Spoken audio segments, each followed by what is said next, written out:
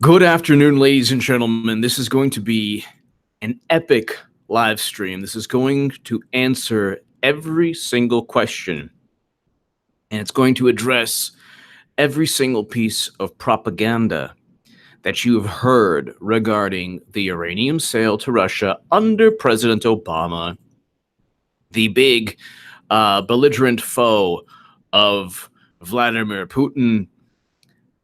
It's going to explain why everything that you've heard from Snopes or PolitiFact or Shepard Smith at Fox, or everything, basically all the propaganda and lies that you've heard and how they've been told to you, this live stream is going to address.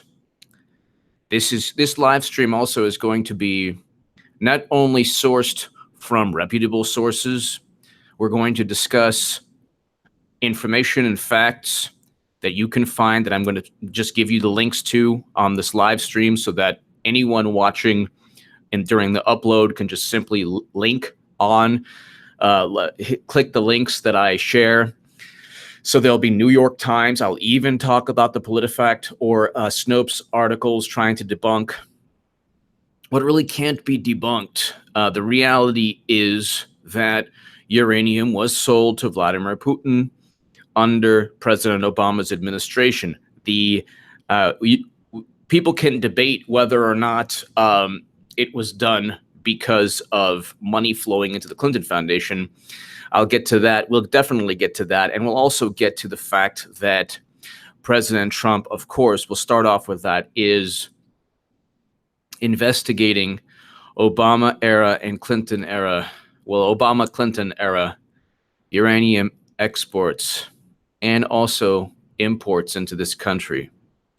So we have close to 300 people 2 minutes in. It's going to be a great, powerful, epic live stream. To the super chat, thank you so very much always for really giving me every incentive to rock these live streams. And let's go ahead. So Trump administration opens investigation into uranium imports, potentially teeing up new tariffs.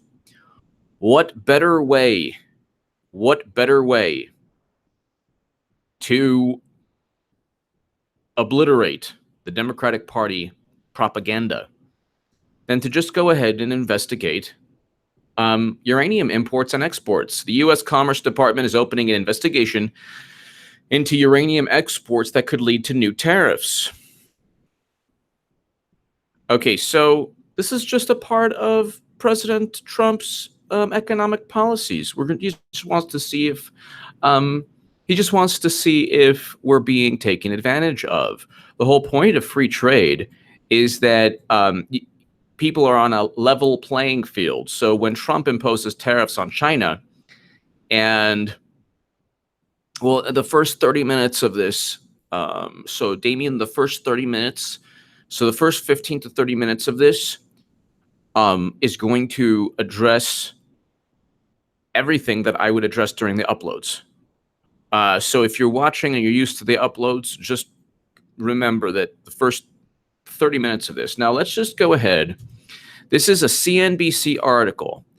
I want to share this with everyone here. So if you're watching on the live, or if you're watching on the upload after this live stream is over, it's going to be an epic one. Hello, Scotland. Adriana Gates, love the live streams. And you, of course, Adriana, we love you. Thank you so much, Adriana Gates. Thank you, as always, for your support of this channel. We have 4 minutes in, 400 people. It's going to be an epic live stream. So let's go. So Adriana Gates, thank you so much. So the nation's supply of nuclear fuel has grabbed headlines and stoked partisan fights in recent years. The political brouhaha has its roots in the Russian Atomic Energy Agency Rosatom's purchase of Canada's Uranium One, which controls about 20% of U.S. uranium production capacity. The deal was the subject of a New York Times investigation that detailed financial links between Uranium One and the Clinton Foundation. It's also featured promptly in Clinton Cash, a book funded by the conservative Government Accountability Institute, which was previously linked to former Trump deputy Steve Bannon. So ordinarily, a liberal or a person in the Democratic Party would say, well, wait a second, that's a conflict of interest. Well, actually, it's not. Hello, Scotland. Hello, everyone. Thank you so much for watching. Well, it's not a conflict of interest because we were told that the Steele dossier purchased by Hillary Clinton through money funneled with money funneled through her law firm, her preferred law firm, and the DNC with money funneled from that same law firm into Fusion GPS. That dossier that was just not cited, there's no sources, it was just all complete gossip. Russian sources were said to have been the contacts of Christopher Steele. So that's just a fake news garbage document, according to Bob Woodward. And that was utilized by James Comey, the wonderful intelligence community chief. So when they tell you, the Democratic Party, and they tell you, oh my God, Kathleen Cohn, as independents, we need to keep in mind that Russia infiltrated the U.S. via Uranium 1. Exactly. That's why Trump remains and should remain leery of the Kremlin. Yeah, I mean, there's no doubt that as a superpower or as a military superpower, we should, be concerned with what Russia does in terms of foreign policy. But in terms of an adversary, they're no longer an adversary to us. They no longer have satellite nations. They're no longer part. There's no USSR. They're not pointing ballistic missiles at us. I agree with you, Kathleen Cohn. I agree with you 100%. I mean, they did infiltrate the country through Uranium 1, and that was under Obama. And I'll go ahead and we'll investigate all of that through reputable links during this live stream. But the deal was subject of a New York Times. The deal was the subject of a New York Times investigation that detailed financial links. When you click on that, it is. So Ross Story wrote a ridiculous hit piece on me because I joined the NRA and I have a Second Amendment channel that I'll go ahead and upload some cool stuff on very soon. And they don't realize that I consistently read Cash Flow to Clinton Foundation, a Mid-Russian Uranium Deal. That is the article written by Joe Becker and Mike McIntyre, April 23rd, 2015. Can you say with certainty that money flowing into the Clinton Foundation compelled Clinton to stay quiet on the Committee on Foreign Investment? You cannot say with certainty, but what you can say is looking at the pattern of behavior. Uranium 1, Haiti, weapons deals, 85 donors giving $156 million and gaining access to see Secretary Clinton, $153 million in speaking fees, a Chicago commodities trader put on a nuclear advisory board. There's a pattern of behavior where money flows into the Clinton Foundation and a beneficial outcome or a positive outcome takes place for the person or the entity. The Boeing deal, Boeing gives money and then suddenly gets a $3 billion deal in Russia. And so even Sessions, we can start this off with Sessions. Let's just start this off with Jeff Sessions. Okay, so there's 600 people with just minutes in. Sessions, Clinton Foundation. So before we go ahead and get this is Jeff Sessions, the current Attorney General of the United States of America. So he's probably a lot smarter than we think. He's probably not just this Keebler elf looking guy who. Okay, so this is CNN. This is before Trump won. This is August 23rd, 2016.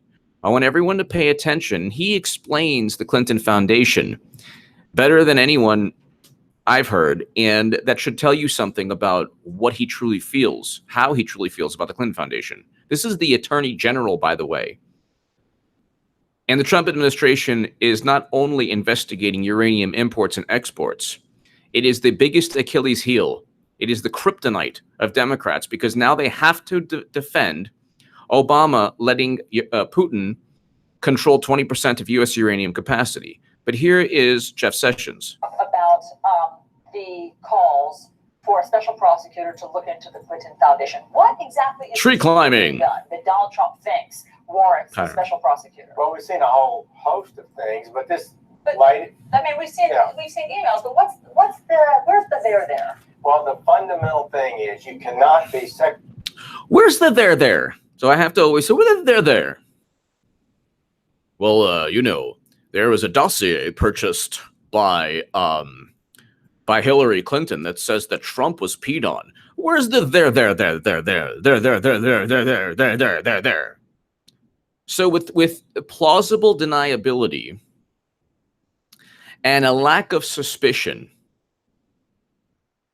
has protected Clinton forever within the media and definitely within the Democratic Party. Plausible denial. Well, she doesn't know. There's no way to prove. She didn't say that money flowing into the Clinton Foundation affected her decision-making with uranium, with weapons deals, with Haiti, with Boeing, with UBS. We don't know. It was a coinkydink. But with Trump, it's, oh my God, look at that. Trump Jr. meeting to talk about Clinton's emails. This is proof of the Russian hacking. What? Not only is there no plausible deniability when you accuse Trump, but what they do is they fabricate these absurd leaps of logic. This person turned out to be linked to Putin.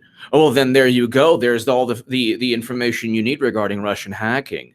No, it's like a complete lack of logic. We have 700 people, 12 minutes in. Ladies and gentlemen, this is going to be a good one. But listen to Sessions. So the CNN host is like, oh, where's the there? Fundamental thing is you cannot be Secretary of State of the United States of America and use that position to extort or to seek contributions. You cannot be the Secretary of State of America and use that position to extort or use contributions for access. He's going to talk about access to your private foundation. I mean, that is a fundamental violation of law, and that does appear to have happened. Where? Where has she extorted money? Well, when people think that the way you gain entree is to give to this foundation, why are these people giving money to the foundation? Why are these people in countries that are very poor giving millions of dollars, even hundreds of millions of dollars, to a foundation that doesn't benefit them in any direct way or the people in their country? So they're doing it to gain access. They're doing it to gain access. And it just so happens that everyone who gains access gains a favorable outcome. The money leads to access, and the Obama admin signing off on the uranium deal. Now, the assumption that Joy Reid and PolitiFact and Snopes and Rachel Maddow and all of them make is the assumption is that the Commerce Secretary, Gary Locke, would have simply said, I am leaving. I object. I am here on the Committee on Foreign Investment into the United States, and I object to this. I am resigning right now. Gary Locke was the former Commerce Secretary. Gary Locke was not only an Obama loyalist, but you could just go ahead, Gary Locke, Bill Clinton, deposition. Gary Locke, former Governor Locke. Okay, so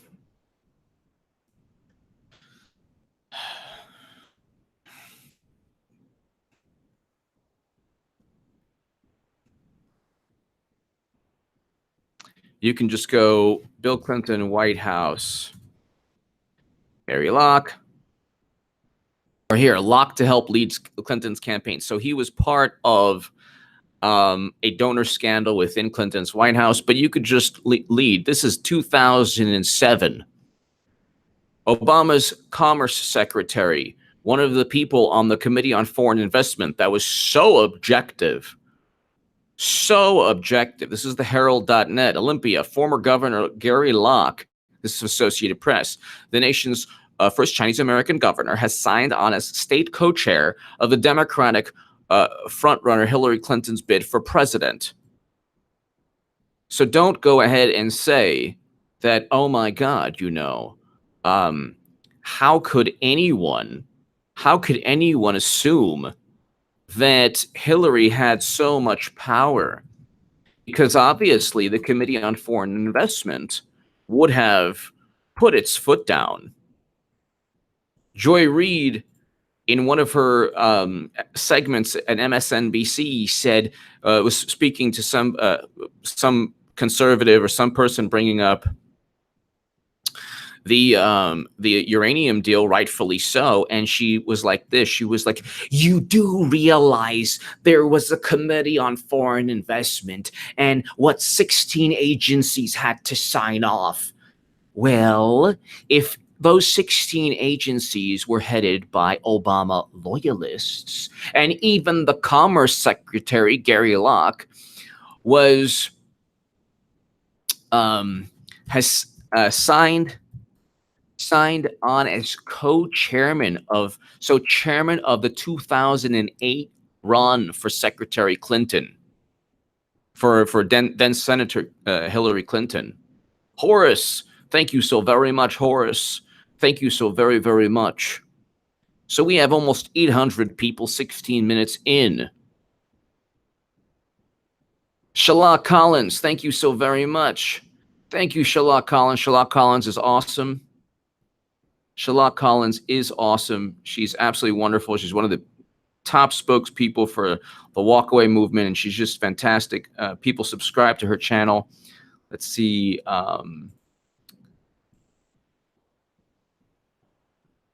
I have the Shalak Collins watching. Thank you so very, very much. She has a great channel, and I'll go ahead and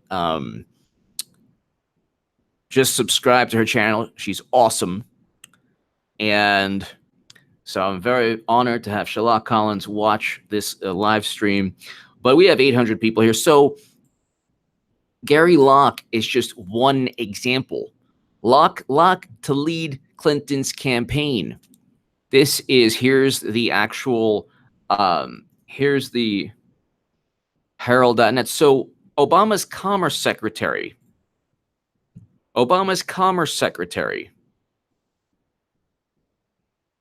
was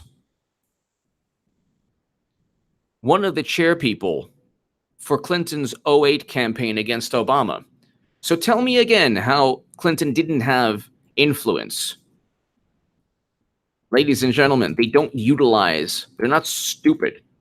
They don't utilize bureaucracy in a manner that a PolitiFact or Snopes would think they would utilize democracy. Obama's not going to say, hey, you do this.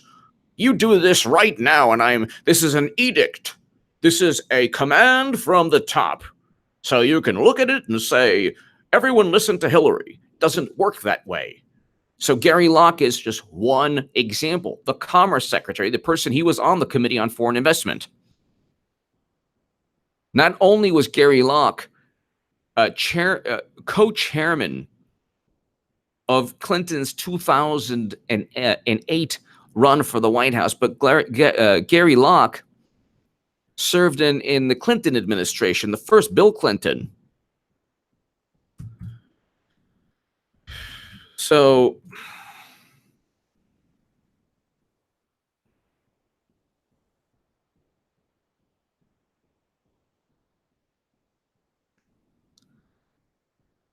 we can go ahead and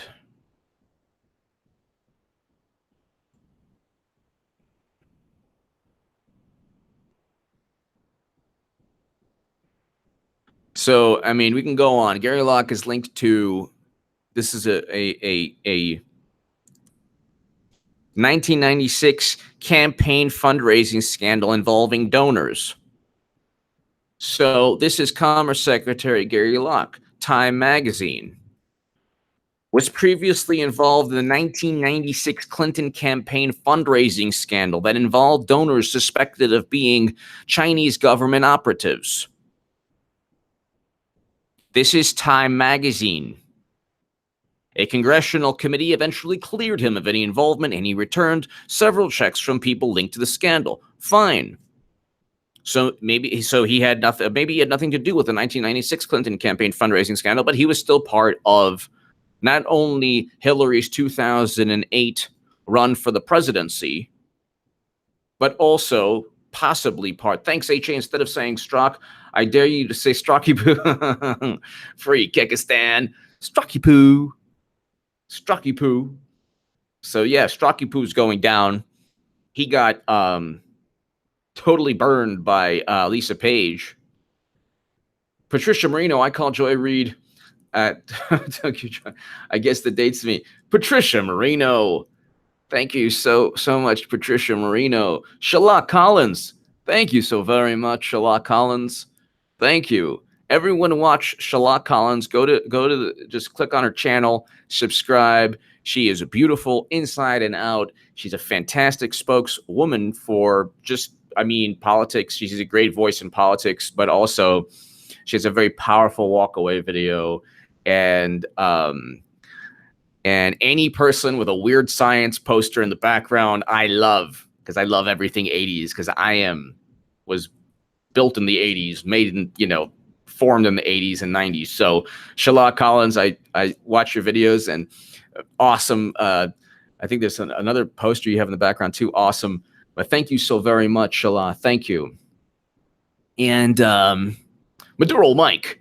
HA, there is a connection between Uranium 1 and Bill Clinton Moscow speaking fee. Absolutely. We're going to get to that in a second. So I'm kind of slowly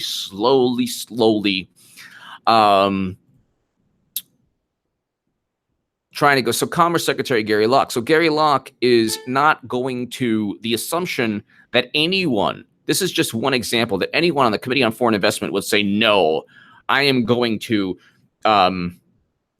protest this deal. Everybody from Peter Strzok to James Comey to John Brennan to James Clapper to Andrew McCabe, who lied twice under oath, everyone was beholden to President Obama, and in many ways, Obama was beholden to Clinton, which is one of the reasons Obama and Michelle Obama want Clinton to get indicted. And you heard this here first. The Obamas have their own foundation now. So Julie Zach, the Meteor Traders, you rock, HA. Thank you, Julie. Thank you so much. Thank you, Julie. Thank you, Shalak Collins. And Maduro Mike, thank you. HA, there's a connection between Uranium 1 and Bill Clinton Moscow speaking fees. Absolutely. We're going to get to that in a second. Julie Zach, thank you so very much. We have 900 people. We are almost at 1,000. It's 22 minutes in. This is going to be a segment that you can watch that debunks every ridiculous, whether it's Fox, Shepard Smith, or Snopes, or a Democratic strategist, or anyone that says, well, there's nothing, there's no there regarding the Clinton foundations and uranium. So let's just go ahead. This is Sessions. This is the Attorney General, who we hear not much of anymore, but this was when he was free to speak. This is how he truly feels about the Clinton Foundation. You cannot pay for access. Of course. This last deal was that this prince asked in the regular order to get access to Hillary Clinton and meet with her. It was turned down. The foundation called and said, in effect, he's given $32 million, and they immediately got access. But that's wrong. Other than a meeting, maybe that's a handshake. Maybe that's a photo op. Maybe it's a handshake. Well, what about Uranium 1? Well, maybe it's a photo op. What about Haiti? Well, maybe it's this. Well, what about weapons deals? Well, maybe it's just something. What about 85 donors giving $156 million? What about the Chicago commodities trader?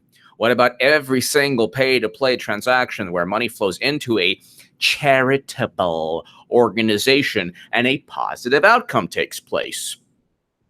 Is there a handwritten note saying, I, Hillary Clinton, am going to give a favorable outcome? Shala will be with Kevin's Corner radio show tonight. Please tell Kevin I'm a fan of his, Shala Collins. He is awesome. I watch him. I watch Kevin's Corner. I watch Sticks. I watch Hard Bastard. I watch Nico House. I watch a whole bunch of people. So Please tell Kevin's Corner that he is awesome. Sherlock Collins, he is awesome. But let's just continue. That's a hello, how are you? Where is the evidence that some money was exchanged for a policy? Well, Where is the evidence that some money was exchanged for a policy? Well, you could look at UBS. And we're going to get to UBS. UBS had major issues with the IRS, and they hooked up Hillary Clinton, and then suddenly no more issues. That's Giuliani talking. That's not me. This is Giuliani. And there was a great article in The Atlantic and a great article in the Wall Street Journal. The UBS issue is a huge scandal. That's a huge scandal. That's just as big as Uranium One. Nobody's talking about it. So we have almost 1,000 viewers watching. Just let's continue.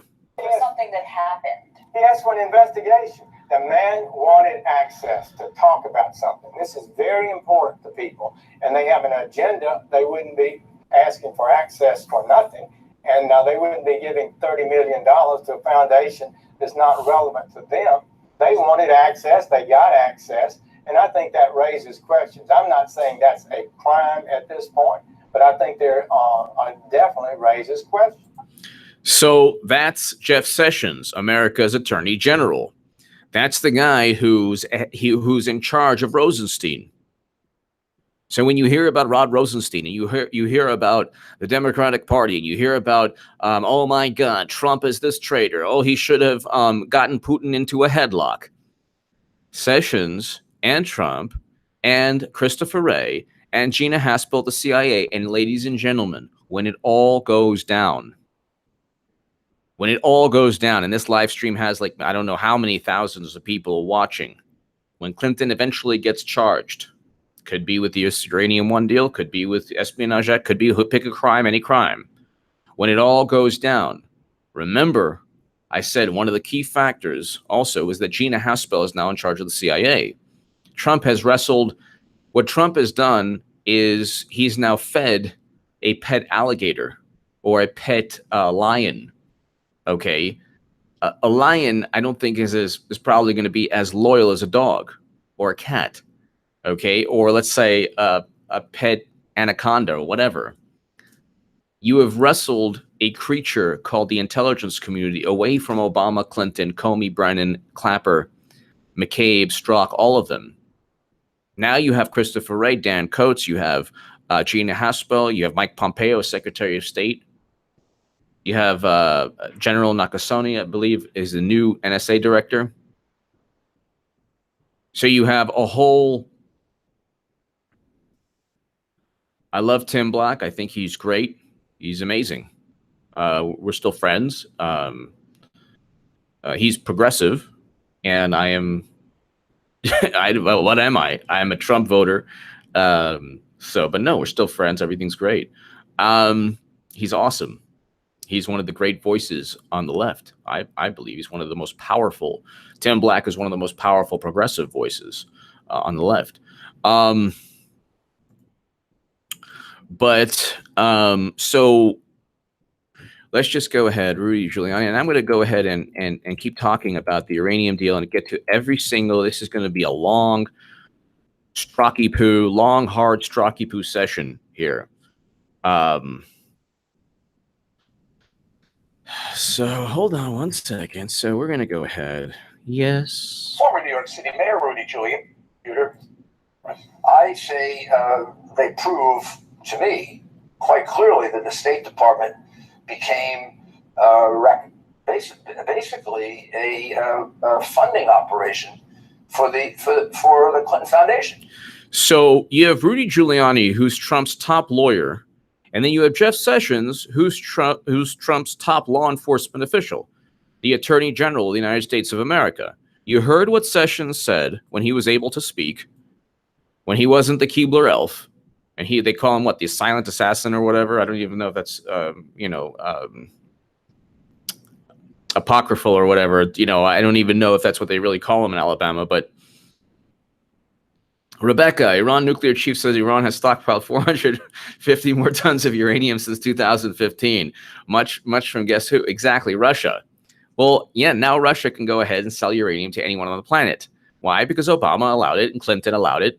And, it wasn't for them to allow. Yeah, the influence they had over it's easily stated. They had influence over the bureaucracies. There were no safeguards. When Strzok says, there are safeguards, sir, there are safeguards, and if I could walk, I could go fall back, and there would be people catching me, and people would catch them, and there was a trampoline, and there was a puddle, and people would put like someone's jacket over the puddle. It was just, there are no safeguards in bureaucracies. It's the people at the top who makes the Yahtzee, who make the decisions. So thank you so much, Rebecca. Thank you, the Yahtzee. HA for mayor, no hair. Yes. See, it's getting a little long now. The Yahtzee one. Thank you, the Yahtzee one. Thank you so very, very much. Greatly appreciate it. The Yahtzee one. Thank you. Thank you. And so let's just go ahead. So they're investigating exports and imports of uranium. Okay, this is devastating. And now, on Twitter, I heard someone say, "Well, now we know what the media freakout was about." Yeah, the media freakout was very likely about all of this. Very likely. So we have 1,000 people. So let's go ahead. So Clinton Foundation. So that's the CNBC article. Trump administration opens uranium investigation into imports. Opens your investigation into uranium imports. The U.S. Commerce Department is opening an investigation into uranium exports. Well, gee. Uranium exports. What better example of uranium exports is the Uranium One deal that it was approved by Obama? The question you can ask is this very simple question that destroys and obliterates any whatever Snopes or PolitiFact or Shepard Smith or Joy Reid defense. If indeed President Obama was so tough on Vladimir Putin, if he was so much of a person who Putin feared and Clinton feared, then why on earth didn't Clinton, A, say anything when she was on the Committee on Foreign Investment? She has no problem speaking her mind ever. Why was she silent? And B, why didn't Obama have the foresight to envision, I don't know, Putin just selling uranium to North Korea, to Iran, to anyone he wanted to? Uranium, you can build nuclear weapons with. Hello? And the rebuttal from people, it's just a commodity. Oh, there's a global, it's a surplus. Oh my God. If this is just a commodity, fine. Even I have one of my buddies who's extremely intelligent, says, well, they already have nukes. What's the difference? Again, see, you cannot pin them down. There's no shame in their game. There's no shame in their game. You can't pin them down and say, hey, logic, you were afraid. And so yesterday or the day before, Trump is like, I'm not going to go ahead and hurt relations with a former Cold War adversary because the NSA is moderately confident, or the CIA is highly confident. And the intelligence community has been wrong about almost anything. I don't even know what they've been right about. They've been wrong about the Gulf of Tonkin. They were wrong about WMD. They were wrong about the Arab Spring. They were wrong. They didn't inform us about 9/11. So tell me what the intelligence community was right about. Then you want to talk about crack cocaine being sent into the inner cities of the United States of America. And let's not even go. You want to talk about all of these wonderful things? FBI infiltrating civil rights movements. I mean, where are we going to go here with this wonderful, lofty intelligence community that the Democrats are so up their rear end? It's like a scuba expedition. So everyone, oh my God, the intelligence community. Yeah, well, the intelligence community is not as sanctimonious or not as beautiful as you think it is. The Yahtzee won. Thank you so very much. HA for mayor with no hair. Thank you. But so let's just really, so the Commerce Department is opening an investigation into whether imports of uranium, the chemical element that fuels nuclear power, pose a risk to national security. Gee whiz. We wouldn't have to import so much uranium if we didn't sell uranium to Vladimir Putin. And oh, by the way, Yellowcake uranium was shipped out of the country. That's in the New York Times article we'll get to in a second. The new probe marks the Trump administration's latest use of a 1962 trade law to scrutinize imports. President Donald Trump has placed tariffs on foreign steel and aluminum following an earlier investigation, and the Commerce Department is conducting a review into auto imports. Commerce is taking action after two American uranium producers, Energy Fuels and Your Energy, petitioned the department to open a so-called Section 232 investigation into whether the dominance of imports into the U.S. uranium market raises national security concerns. Well, what better way to obliterate the Democratic Party as we know it than to investigate the export and imports of uranium in the past 10 years. Wouldn't that be fantastic? Everything was above board. You don't have to worry about that. Just like when Susan Rice wrote, President Obama told everyone that they should do everything by the book. Oh, well, if Susan Rice wrote it, then I'm sure everything was by the book. Don't you know? That's like saying, that's like a bank robber leaving the crime scene, leaving the bank and saying, I am not leaving the bank, and we did not steal any money, and everything's by the book, and we're fantastic. Signed, bank robbers. Commerce is taking action after so our production of uranium necessary for military and electric power has dropped from 49% of our consumption to 5%. Gee, how did that happen? Funny how when you give 1/5 of U.S. uranium capacity to a foreign country, but it was to Canada. Yeah, right. It was already Uranium 1 when the deal went down. And guess who was lobbying on behalf of the Uranium 1? The Podesta Group. I mean, the tentacles of the Democratic Party are all over this. And that's what you saw, the freak out. The freak out was about them being exposed for everything they accused Trump of doing. Okay, Trump is not a Putin puppet. If anything was if anybody was a Putin puppet, it was Hillary Clinton and Bill Clinton, who received $500,000 from a Moscow investment bank. Gee, funny how that works. Funny how that works.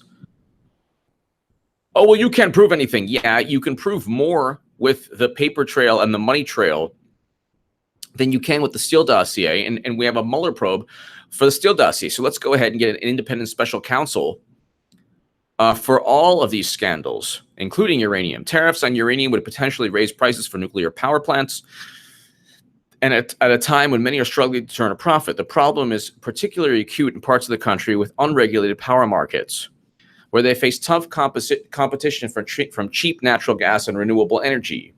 Uranium also powers the Navy's nuclear submarines and aircraft carriers.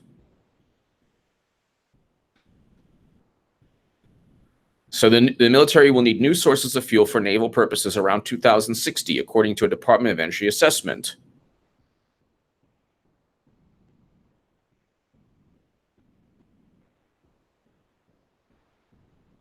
Last year, U.S. uranium concentrate production fell to its lowest level since 2004. Gee, you think? What role did Uranium 1, did selling 20% of U.S. uranium capacity play? Ebenezer Adams, it's not about weapons. Read how Russia, China used nuclear reactors to win global influence. Defense1.com. I will you know what? Let's go ahead and let's look that up. I'll look that up in a moment. Thank you. Thank you, Ebenezer Adams. Thank you. So thank you again, Ebenezer Adams. Thank you. So let's go ahead All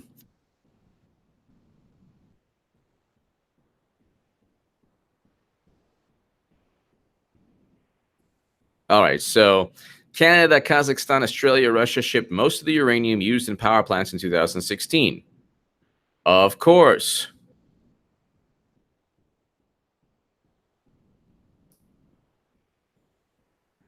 The Trump administration is taking steps to put those plants on life support. Last month, Trump ordered U.S. Energy Secretary Rick Perry to prepare immediate steps to prevent any more nuclear reactors from shuttering. A draft proposal shows Perry is considering using executive authority to force regional markets to buy enough electric power from coal-fired and nuclear plants to keep them open. In January, federal regulators unanimously rejected a previous proposal by Perry to subsidize coal and nuclear plants. The nation's supply of nuclear fuel has grabbed headlines and stoked partisan fights in recent years. There's really no partisan fight here. Obama and Clinton are said to be tougher against Putin than Trump, and yet they sold 20% of U.S. uranium capacity, or they allowed the sale to take place, or they stood silent as the sale took place.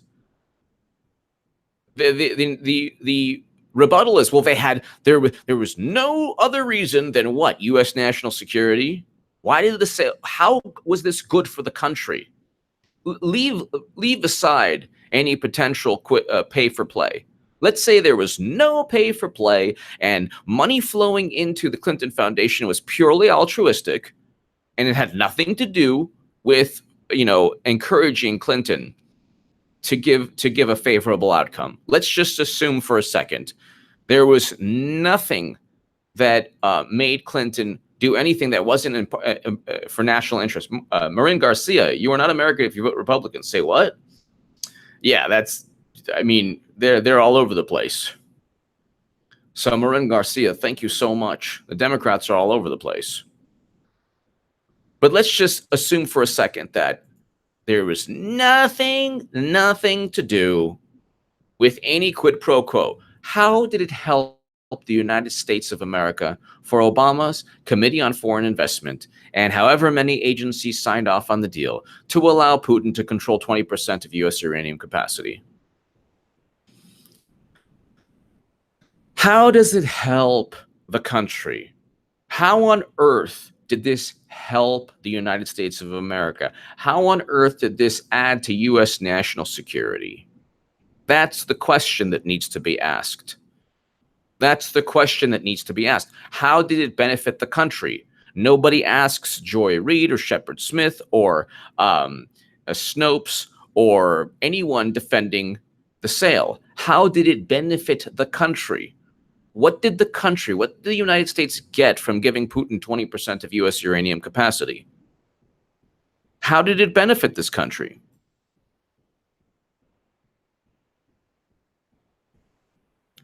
Mike Sherman, I'm confused over this $400 million to the Clinton campaign from Russia.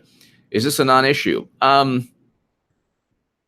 looked at PolitiFact or Snopes. I forgot which one. I think it was PolitiFact. They said, oh, it was only a couple million.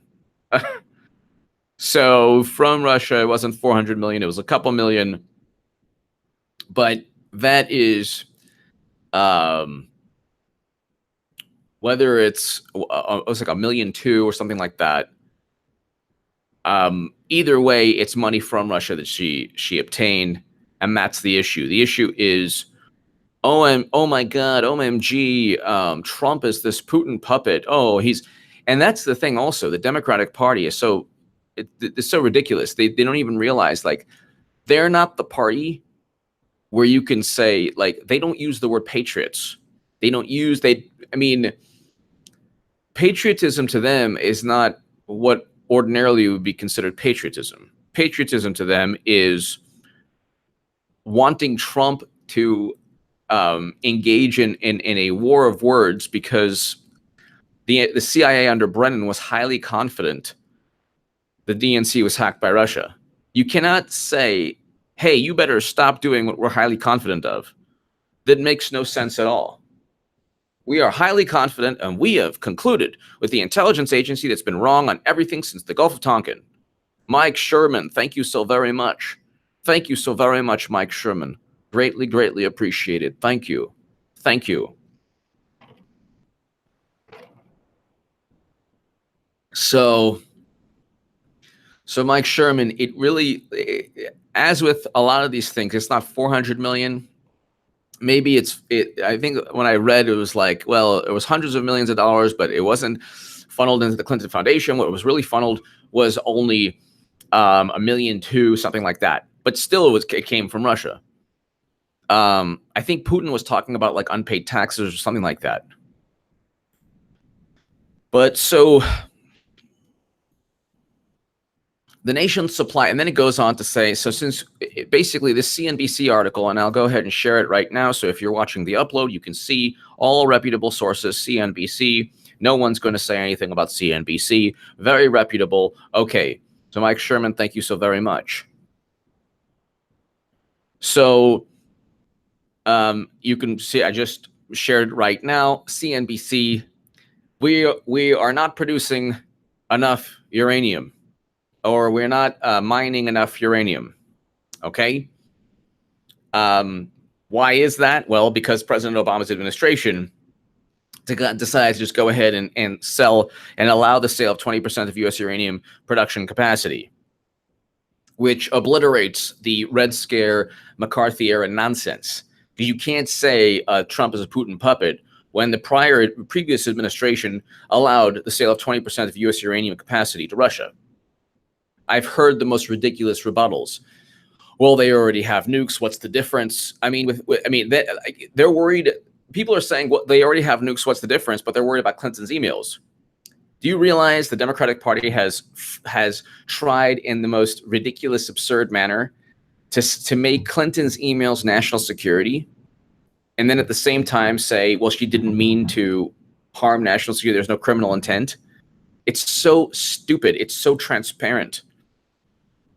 If indeed Trump Jr. wanted Clinton's emails, he never got them, by the way, but let's say he wanted them and he got them. If they contained classified intelligence, he could have possibly been in trouble, but he could have simply taken the emails and said, hey, wait a second, this is classified intelligence. Here you go, CIA. Here you go, NSA. Here you go, FBI. I obtained this through a Russian contact, and these are Clinton's emails. Her emails were around, basically shared and hacked and shared around the world. So Marin Garcia, are Facebook fact checkers left or right wing? Facebook fact checkers are usually to the left. Facebook is like so in your face to the left. So Mike Sherman, thank you. So Marin Garcia is usually to the left. Usually, I mean, yeah, almost always to the left. And the thing is, what fact checkers do, PolitiFact and Snopes, they parse, they investigate semantics, not the big issue. So when we can go on, and I'll do this a little later on, but when they say it's wrong, Hillary didn't sell uranium, ha ha ha ha ha. Yes, Hillary Clinton did not sell uranium. The issue is not that. Nobody is saying she sold uranium. Nobody is saying she had 100% authority. What people are saying is that money entering the Clinton Foundation affected her decision-making to the point where it affected Obama's decision-making. To think that Clinton did not influence Obama is ridiculous. Obama said on to what, CBS, he said that he found out about Clinton's server. He lied through his teeth. He lied. That was one of the biggest lies ever told to the U.S. public. He found out about Clinton's server through media reports. That makes him completely inept. How could you look at media reports? You didn't even know that your own Secretary of State was using an unencrypted server. How does that even happen? Horace, Trump is being demonized in a mind control play to make whatever the deep state does to seem him deserved by us hapless masses scary. Does to him seem deserved. Exactly. Well, I've tuned out now, because like before I'd be like, oh my goodness. Oh, but now it's so overtly hate-filled. They think that doubling down on the hate will, I guess, lead to enthusiasm. They have been the minority in the House. Democrats have not controlled the House since 2010. They're not going to control the House, and they're actually not. The Senate doesn't look good for them at all. They'll lose seats in the Senate. And in terms of Brett Kavanaugh, you have blue dog Democrats. You have Democrats in red states who, if they don't vote for Kavanaugh, they have zero chance of being elected. So Horace, Trump is being demonized in a mind control play to make whatever the deep state does to him seem deserved by us hapless masses. It is scary, but at the same time, it's hilarious. Thank you, ACer. Thank you. Thank you. So yeah, it's what we have over 1231, 1,231 people watching. Go ahead, share this if you can, this link. If you're on Instagram, Vimeo, or sorry, Gab, Twitter, Facebook. Truth Hurts 18, as per Podesta emails released by WikiLeaks. Why did Obama fly 65,000? Okay, well, there you go. Who knows? I won't go there, but that's been discussed. I don't really even know that particular line, but there you go. There's so many crazy things.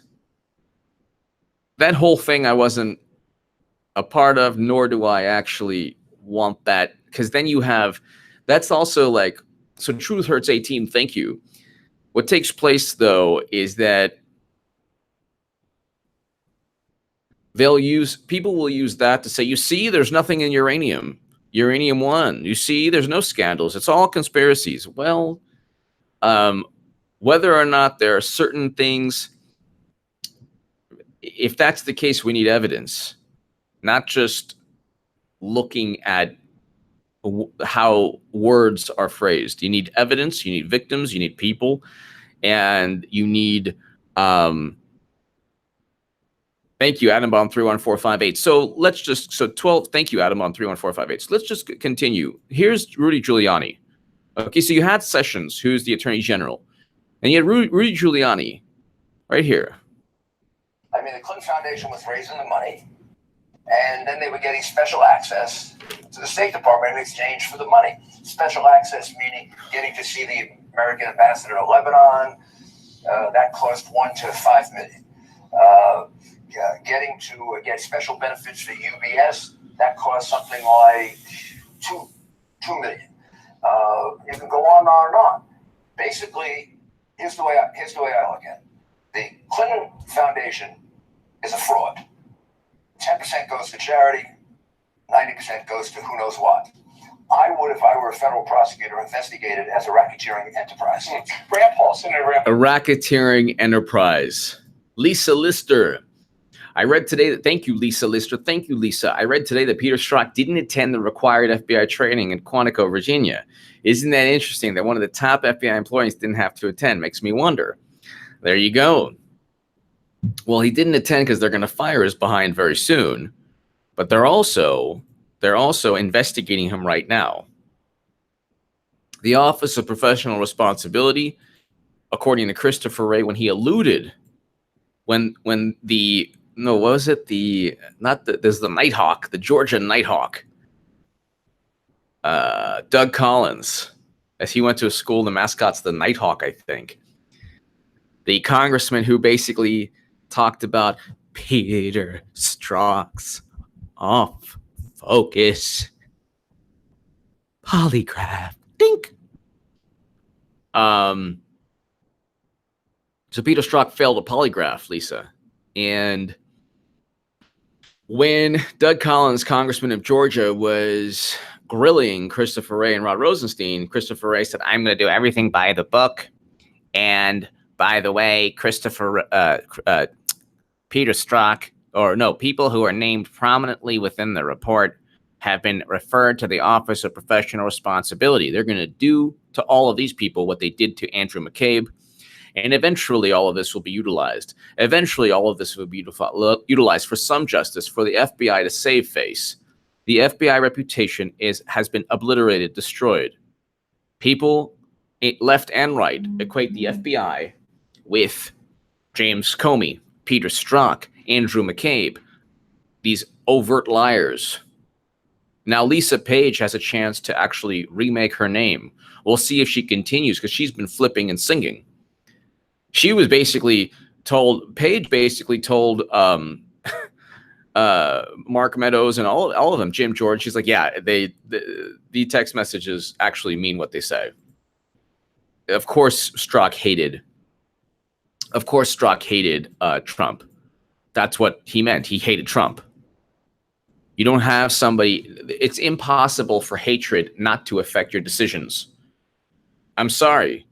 This is ridiculous. If you have such extreme bias, you would not be allowed on a jury. You would not be allowed as a witness for the prosecution in a trial.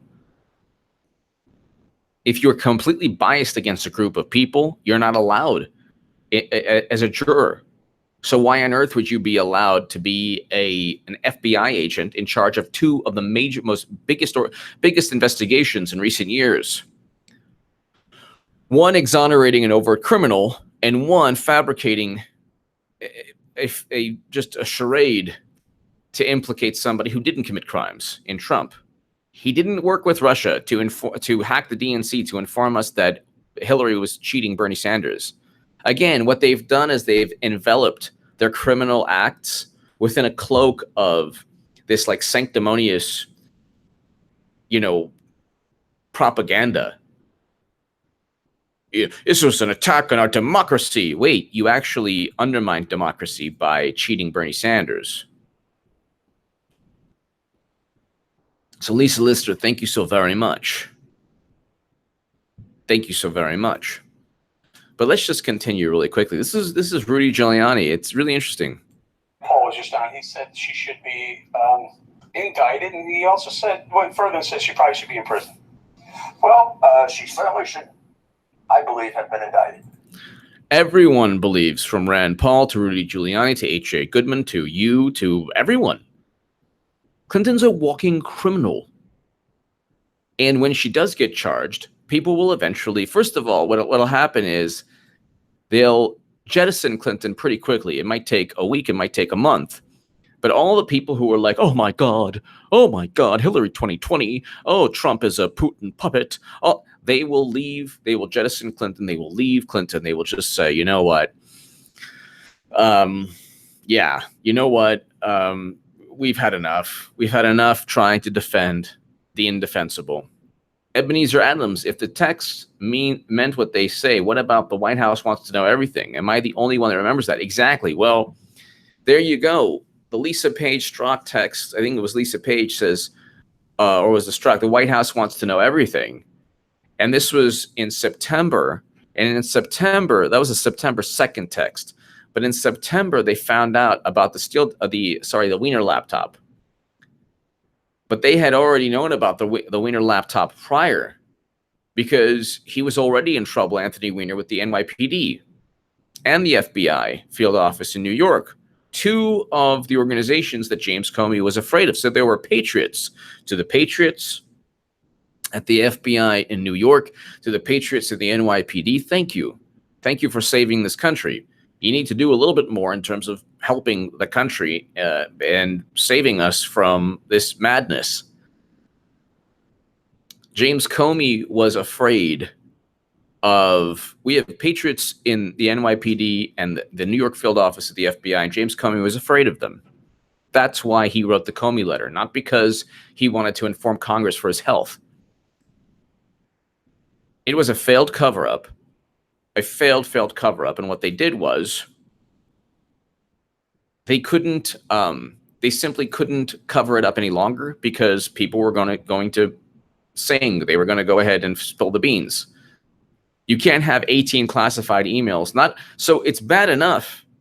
It's bad enough. Clinton had a private server where she transferred, and this is what would easily give her the Espionage Act indictments. She transferred special access program intelligence onto her server outside the United States government, from SIPRNet JWICS skiffs from JWICS, let's say, and other secure locations within the United States government. How did Brian Pagliano, how did Justin Cooper, how did all these people, how did they do it? And she even says in one of the emails, yeah, just give it non-paper. How did they do it? We don't know. That's the issue. That's just the Espionage Act indictments. But in terms of all of this, let's continue. Let's just go ahead and before we get to cash flow to the Clinton Foundation and Mid-Russian uranium deal, let's go ahead and just finish up with Rudy Giuliani. I never predict putting people in prison, but my record was about 95%, I think. I don't think I ever lost a RICO case. and I'm the first one to actually use RICO. First against the mafia, then against white-collar criminals. This is RICO? Yeah. This is classic RICO, yeah. This is a classic RICO enterprise. Rico Suave. This is a classic Rico. Thank you, Cyan. Thank you. Thank you, everybody. This is a classic Rico. This is a Rico Suave. This is a classic Rico. Let's hear it again.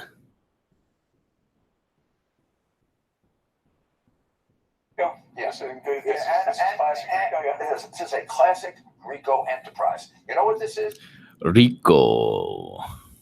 This is the big league version of what the Clintons did in Arkansas, where they used the Rose Law Firm.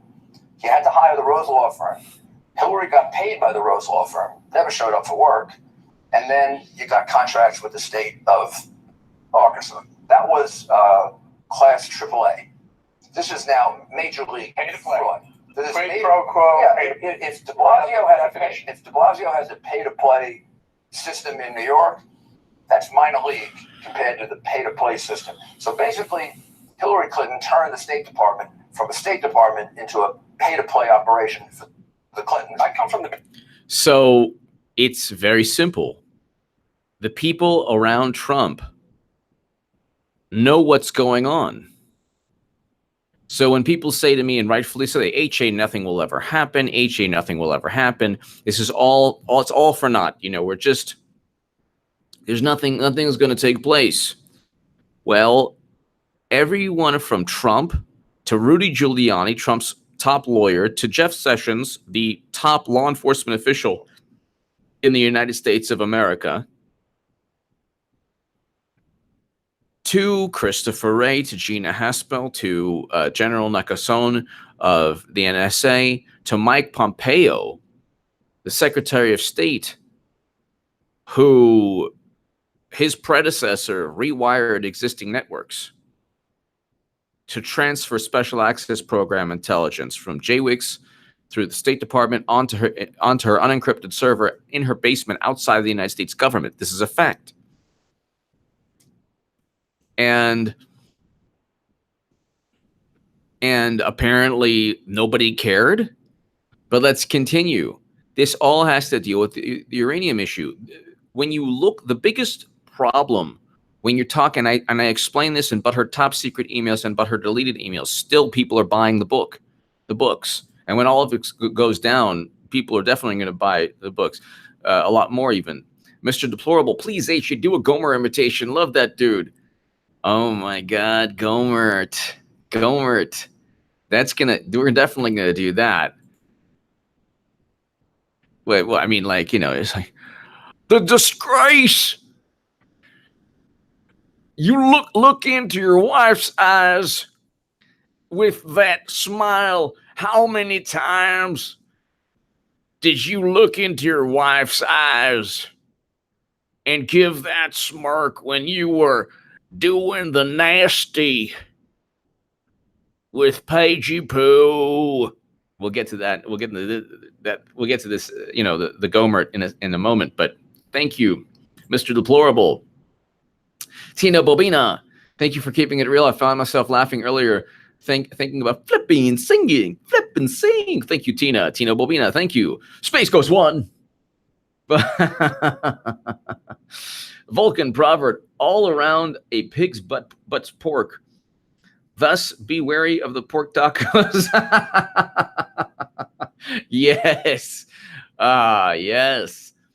Beware of the pork tacos that the Dems pawn off as premium food. To me, they taste a tad bit off.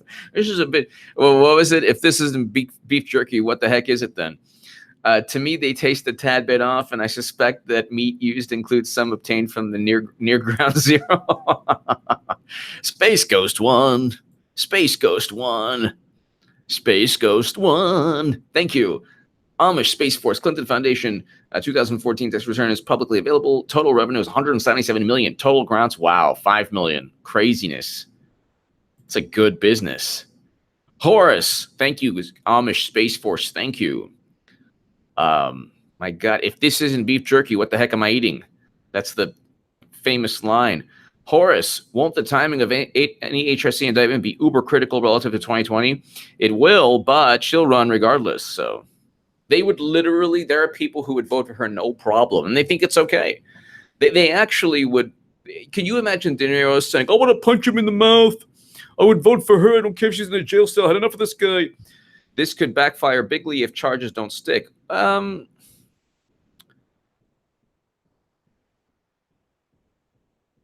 It's pretty much very difficult for the charges not to stick. But let's just say they don't stick. She still has to go ahead and defend her actions. And she then has to be to testify in court, which is going to be, she won't be able to lie. Do you know how you transfer top secret intelligence? Do you know all of these issues? Oh, I object, Your Honor. That has nothing to do. Oh, yes, it does.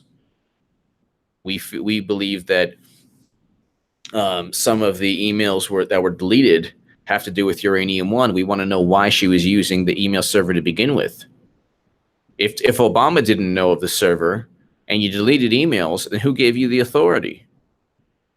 Well, we think that emails were deleted pertaining to Uranium 1. Were any emails deleted pertaining to Uranium 1? Yes or no, Madam Secretary? Yes or no? Answer the question. It's going to be very, very difficult once she gets charged for any of this not to stick. But I agree with you, Horace. You know, you have to set it, and that's probably what Sessions is doing right now. Just a bulletproof case, you know. But of course, not suggesting not to indict her, just overthinking. No, you're right, Horace, you're right. I mean, look, at this point right now, we're also, even me, we're also worried about Paul Shelton, thank you. Well, Clinton, I was going to say, but Paul Shelton, thank you. We're also worried about Clinton. We're also worried about Clinton getting away with all the, you know, everything. But Wake Up America, love your live streams, vids. I promote your channel on my website, MAGA. Thank you, Wake Up America. That's greatly, greatly appreciated. And Wake Up America, you and everyone else who promotes this channel. Paul HB, thank you. Everyone else who promotes this channel. I mean, these live streams have been so fun, fantastic. The channel grows actually a lot faster with the uploads, but I mean, the live super chat gives every incentive, and just thank you so very much. I've been stuck right now, slowly growing, but I've been stuck at like 116,000. Let's get this to 117, 120,000. But the ability to go ahead and talk with everybody real time, to have this, I mean, this is 1,271. We're approaching what, an hour and a half, and I mean, it's really great. I mean, this is probably one of the most, you know, energetic live streams in all of YouTube. I'm getting 1,000 at the middle of the night. So this is it's fantastic. I want to thank you, Wake Up America. Thank you, everybody. Paul Shelton, thank you so very much. Thank you so very much.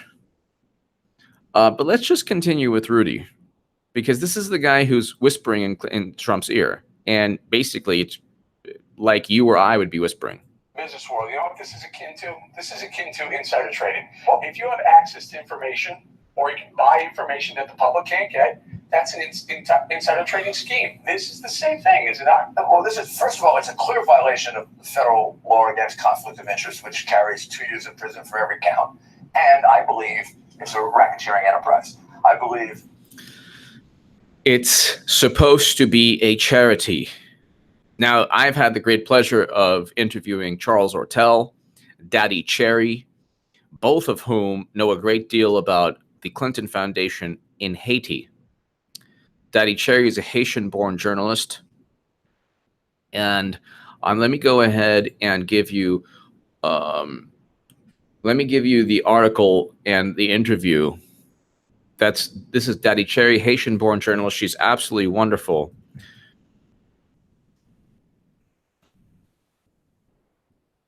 So this is my interview, Haitian-born writer Daddy Cherry, on the IHRC and the Clinton Foundation, return Haiti's earthquake billions. So I'm tweeting this out right now. And let me go ahead. This is the Huffington Post article. It's an interview that I conducted with a brilliant journalist. And go ahead and share that. I just sent that out. And that talks about 3%. She basically explained that 3% of the $10 billion raised for Haiti under umbrella organizations from, you know, underneath the Clinton Foundation, only 3% were given to the people of Haiti. in terms of reconstruction projects. Where did the other 97% of the $10 billion go? Fisher of Men, HRC indictment would guarantee Blue Wave will turn into Red Tsunami. Yes, pretty much. Pretty much.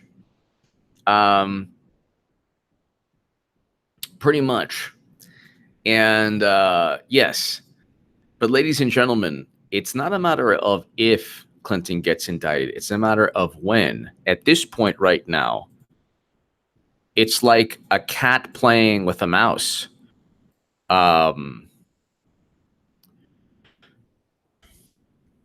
The writings on the wall regarding Clinton getting indicted, she is pretty much a walking criminal at this point. It's not this is Sessions, this is Giuliani. These are their opinions.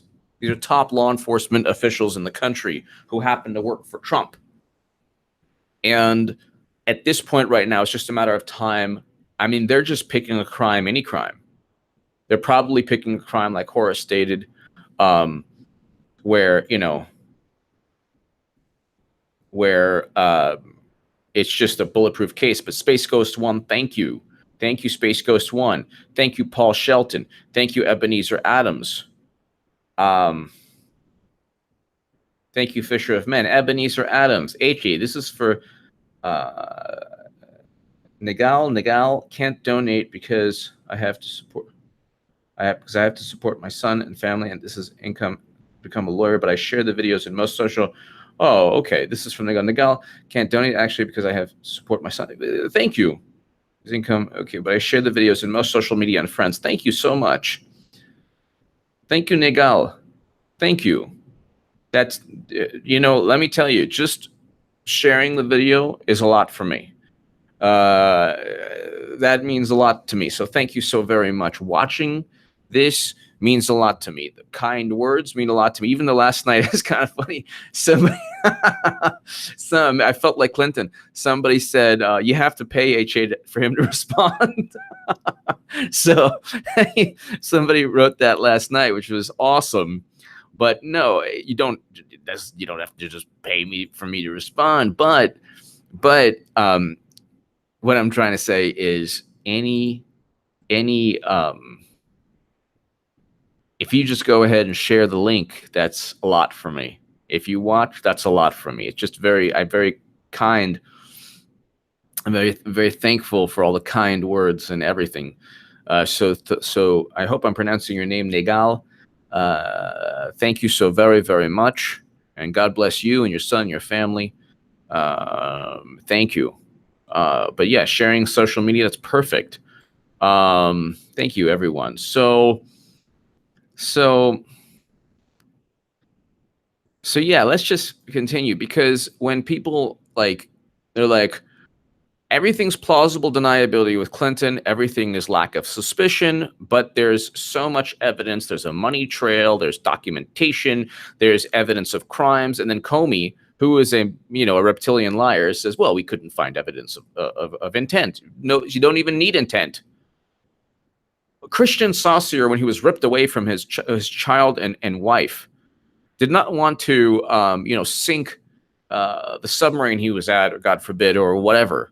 Like, he didn't want to damage national security with a picture of a cell phone pic. Okay, but he was charged nonetheless. And they're like, oh, well, it was in the trash can. Yeah, and Clinton deleted 30,000 emails. And Clinton was so surreptitious, she didn't even tell Obama. So remind me again how there was no intent. How do you not have intent if you don't even tell Obama? What's this stuff with, oh, well, she didn't mean to do it. She didn't mean to do it, but she hid from everybody. That's stupid. That's stupid. They're like, oh my God, this was an attack on democracy. You think I care if let's say it actually happened, which it didn't. But let's just say it actually happened, which it didn't. Again, let's just say it actually happened, which it did not. That the stupid DNC, and then they're like, well, it's not just one server, it's about 140. Yeah, so what? Oh, now, and then you get this stupid, well, they have the digital image, the copy of the servers. Why would you trust the DNC to give an actual copy. How do you know these things are accurate? You're supposed to investigate the actual computer system or servers or cloud servers or whatever. Because the Daily Beast article is like, it's just plausible. It's fine. No, it's not. The Daily Beast article actually lends credibility to everything Trump was saying. They're like, it's not a server. It's servers, plural. Trump is so stupid. Well, no, actually, if it's over 120 servers, and then they're like, they were also cloud servers, then get the cloud servers too. Give those to the FBI and NSA and CIA. Gee, don't you think that would be better than just an image that we're supposed to trust Debbie Wasserman Schultz? The human chia pet? I don't think so. I don't trust the human chia pet. Kathleen Cohn, as independents, we need to realize Kavanaugh ruled in opposition to the Fourth Amendment in favor of third-party invasion of privacy, deep state. Well, yeah, I mean, you're right. There's probably a lot of things that Kavanaugh is not good at. I agree with you on that. At this point right now, I've become so jaded that anything Democrats don't like, I like. But you're 100% right, Kathleen. You're 100% right. Jack Gold, Trump walking back dovish Putin comments, deep state or long-term plan? Both. Well, no, deep state. Thank you, Trey Anon. Thank you. Thank you, everyone. Jack Gold is deep state because, these people are always wrong. They have $35 billion budget and they have the zero self-confidence. They're so sensitive. You said something wrong about the intelligence community? They don't even know what they do for us. What they do, Gulf of Tonkin. You don't even know. 9/11, they didn't tell us about. What? Arab Spring, WMD. Tell me what they've been good at. Shipping drugs into cities. Tell me what they've been good at. Let's even get into this Tuskegee syphilis. Syphilis experiment. My God Almighty. Let's not even go there.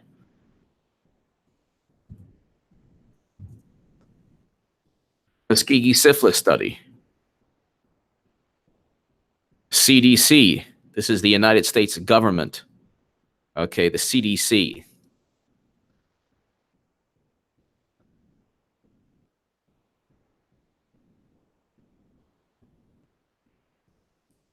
If you want to call it deep state or whatever.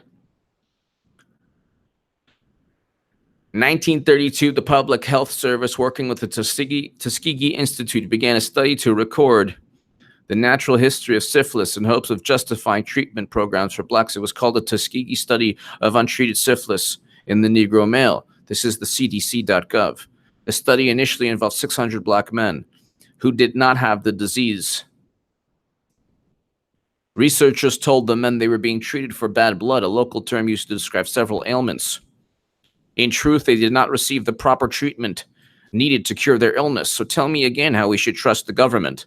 In exchange for taking part in the study, the men received free medical exams. Okay, yeah, and burial insurance.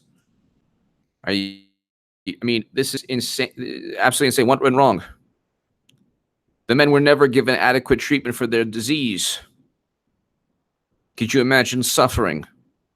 The suffering and the death and everything from the wonderful, I mean, you want to call it, I don't know if this would be called deep state, whatever you want to call it, but this reverence of the government, the reverence, this is from the CDC, even the CDC. This is the United States government saying the United States government did this. Even when penicillin became the drug of choice for syphilis, the researchers did not offer it to the subjects. Why?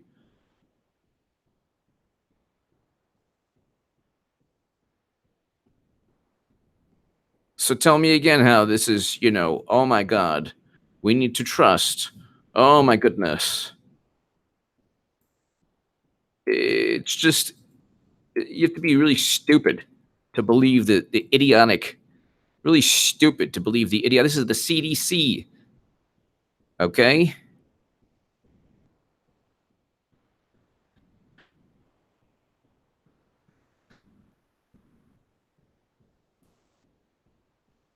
So, I mean, tell me again.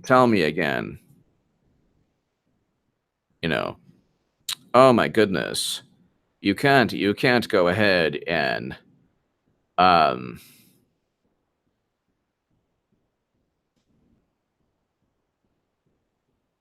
you can't go ahead and say that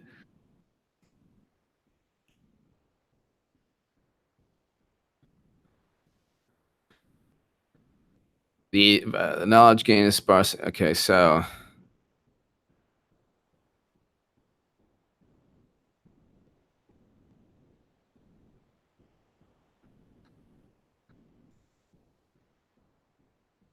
in fact, the men had been misled and not given all the facts required to provide informed consent.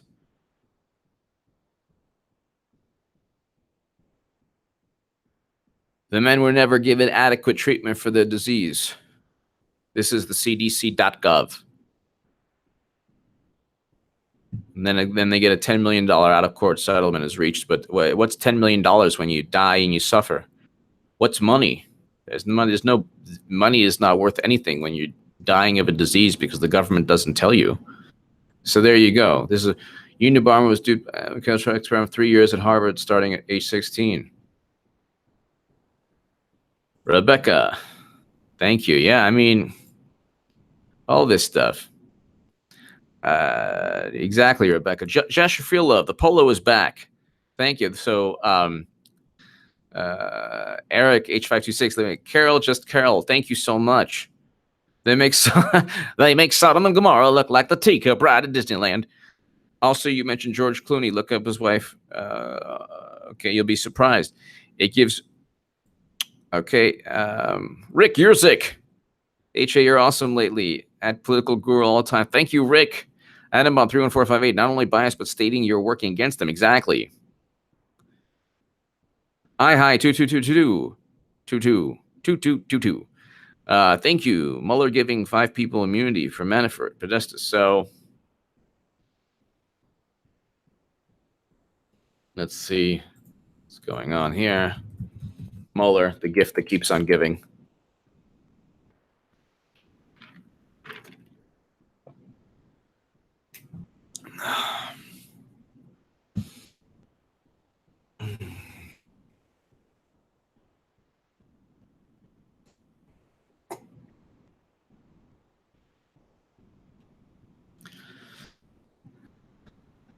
So, for instance, we could bring up Mr. Browder in this case. Business associates of Mr. Browder had earned $1.5 billion in Russia. They never paid any taxes, neither in Russia nor the United States. Yet the money. Stupid thing. Okay. So this is what Putin said. They never paid any taxes, neither in Russia nor in the United States. Yet the money escaped the country. They were transferred to the United States.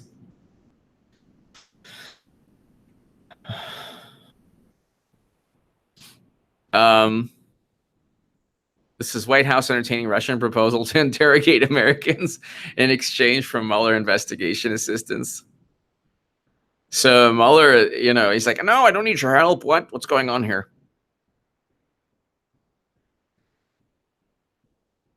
U.S. judge denies Manafort's request to suppress evidence in special counsel case.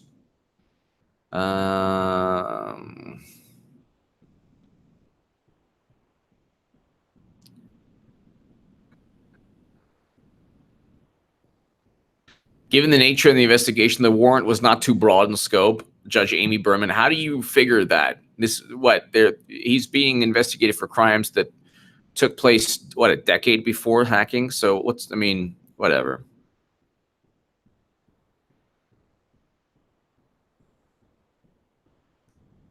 I led the FBI. Mueller is just doing this job right. He's not doing anything other than fabricating. Faith in the justice system and in our intelligence agencies cannot be collateral damage. Nobody should have any faith in any intelligence agency because they've been wrong more than they've been right. We don't even know what they've been right about. Has there been one major thing that they've been right about? I don't know. They were wrong about the Gulf of Tonkin. They were wrong about WMD. They were wrong about the Arab Spring. Well, they didn't tell anyone about the Arab Spring or 9/11. So tell me what they've been right about. I wish I could use profanity, but the live stream's very difficult to. Marin Garcia, HA is ignoring important questions. Nice, at least given the respect of declining to comment. Let's see, which important questions did I ignore?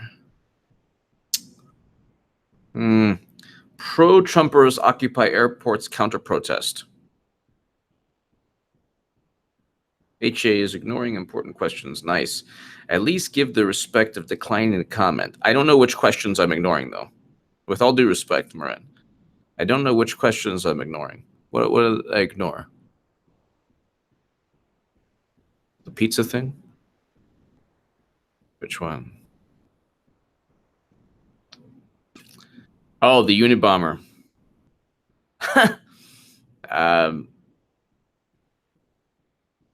If I can't like address a certain thing, it's because of YouTube policies or the fact that it's like this is live.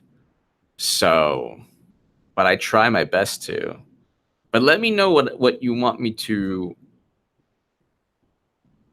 Let me know what you want me to address, and then I will decline to comment. So, if I have to. But so Marin Garcia, thank you as always for. But let me know like what it is that you want me to address, because I don't know from your comment like what I'm not addressing. But Marin Garcia, thank you. Let's go on here. Jaime Paredes, Bay of Pigs was huge success. Oh my God, the Bay of Pigs. That's one. And that's another example. CIA is another example. Landon McCarthy, important questions. So Marin Garcia, let me know what it is you want me to address, or anyone. If I can't address it, I'll just, say I can't address it, or not address it. But I, definitely want to address everything I can. Let's just finish with this, because all of this is pertaining to, and we'll get to cash flow at the Clinton Foundation and Mid-Russian uranium deal in a moment. But let's just go ahead and, oh Lord. And is Bill Clinton on the hook for this too? Why do you think she got rid of He's a player in it, right? He wasn't at the State Department at the time, but he was the carrot that they were dangling. Yeah, she told us she got rid of the 35,000 emails because they were about yoga. Well, the 35,000 emails were not about yoga.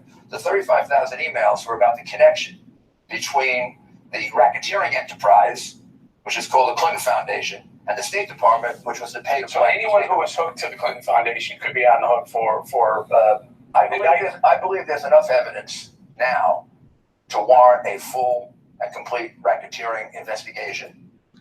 So there you go. I believe that the destruction of the emails could be argued as evidence of guilt. Destruction of emails is obviously evidence of guilt. Obviously evidence of guilt. And if you, for example, if Trump deleted half an email, it would be hashtag half an email. Oh my God, half an email. This half an email is the love letter to Putin. They're both sexually attracted to each other. Russia, Putin, and Trump. Hashtag half email. So let's just continue. That is a typical argument you make in court, by the way, when you prove intent. But there's also one great. I mean, you're a former federal prosecutor. You've been around this block. How does it work? I mean, how is it that just now? So we'll get to that in a moment. But so the Giuliani is basically going to state the actual case for the pay-to-play, but let's just go ahead. Cash flow to Clinton Foundation amid Russian uranium deal. Here's the article. Snopes cannot refute this because there's nothing to refute within the article. There's nothing to refute within the article. So Snopes cannot refute something that is pretty clearly stated. You can't go ahead and refute that statement. Cash flow to Clinton Foundation amid Russian uranium deal.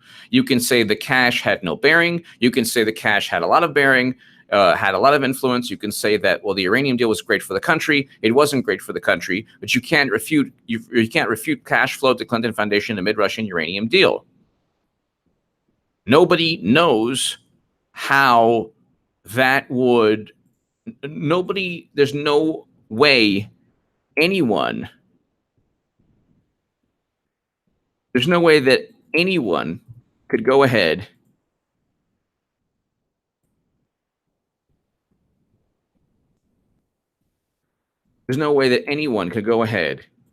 and say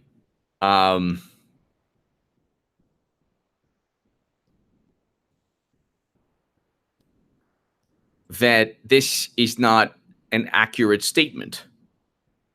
Now, right here, as the Russians assumed control of Uranium 1 in 3 separate transactions from 2009 to 2013, Canadian records show a flow of cash made its way to the Clinton Foundation. Uranium 1's chairman uses family foundation to make 4 donations totaling $2.35 million. So again, how is this not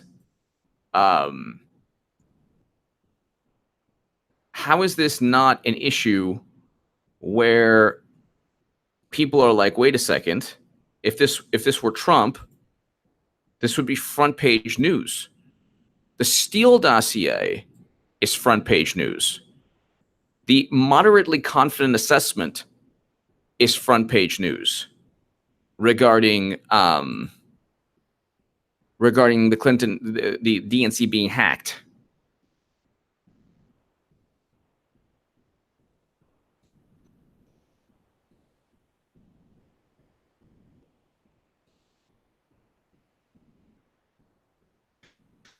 So here you go.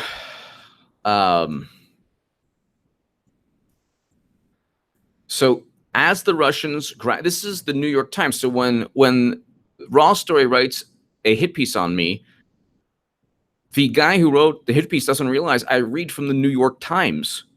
What is it this is not conspiracy. This is actually the New York Times. If you want to call the New York Times a conspiracy theory publication, then just say it. But don't go ahead and vent frustration against me.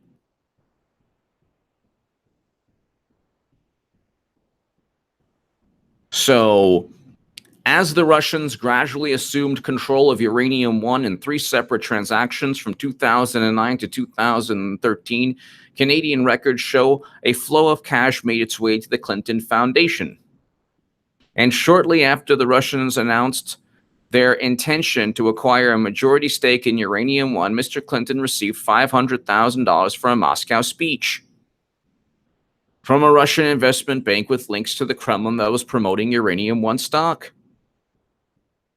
Again, how is this conspiracy? This is actually what took place. I'm reading from the New York Times. I am literally reading from the New York Times. Marin Garcia, I'm getting too intense. Sorry, was the Hammond pardon a good thing? Hammond pardon, yes. Let's see. I will get so.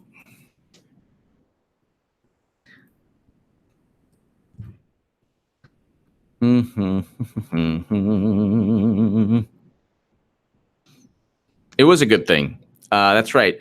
The interesting thing about the Hammond pardon is that the Bureau of Land Management guy who the chief was actually kicked out of, he was fired. So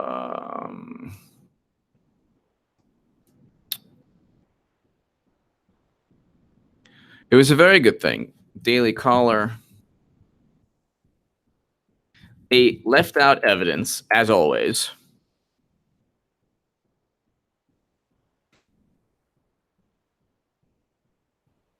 And they were given full pardon because Hammond trial evidence, exculpatory,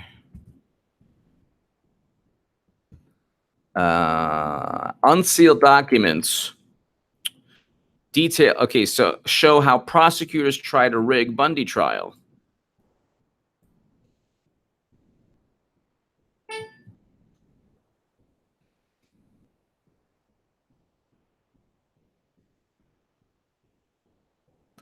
And then the Bureau of Land Management. Hold on one second.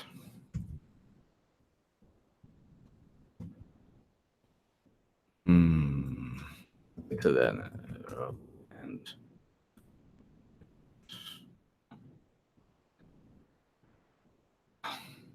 I'm trying to find that Daily Caller article where I'm trying to find that bureau. So,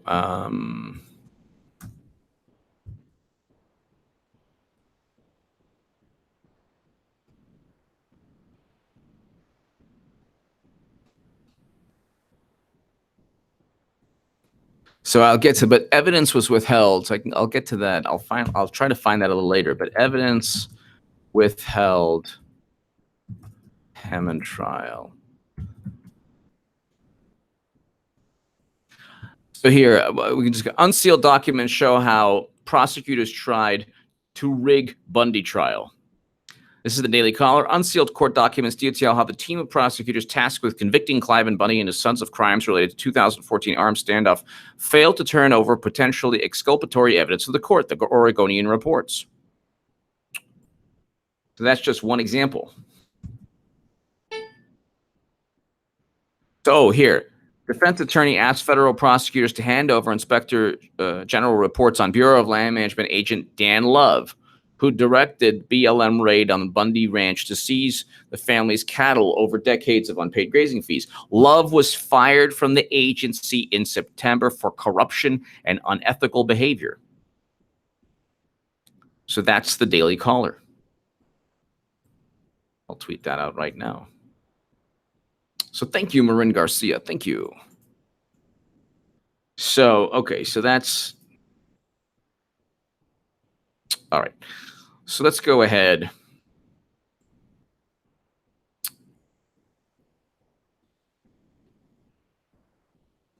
We're 2 hours in, we're still rocking. We're still rocking over 1,000 people. But so cash flow to Clinton. So, and shortly after the Uranium of the Russians announced their intention to acquire a majority stake in Uranium One. Well, I don't think that Bill Clinton or Hillary was so worried about Russia. Why aren't they being tough on the Putin? The Putin and the Russia. And of course, you know, the New York Times examination of the Uranium One deal is based on dozens of interviews, as well as a review of public records and security filings in Canada. Some of the connections between Uranium One and the Clinton Foundation were unearthed by Peter Schweitzer. Whether the donations played any role in the approval of the uranium sale is unknown. Well, yeah, but at least we know that there's a money trail. At least we know that there's money flowing into the Clinton Foundation, and it's a pattern. Why is it that this pattern exists? Whereas the only thing they have is a deal where Trump Jr. didn't even get Clinton's emails, and Clinton's emails aren't national security. It's said that the Clinton's emails were just, oh, there's nothing, there's no big there. So what are you worried about? Special access program intelligence being given to Trump Jr. by the Russian intermediary? I mean, it's so, and then the question would be, how did they get to the Russians? Well, the Russians hacked her server, which we know that Louis Gohmert, the People's Gohmert, went ahead and said a foreign entity. a foreign entity has her was funneled her emails.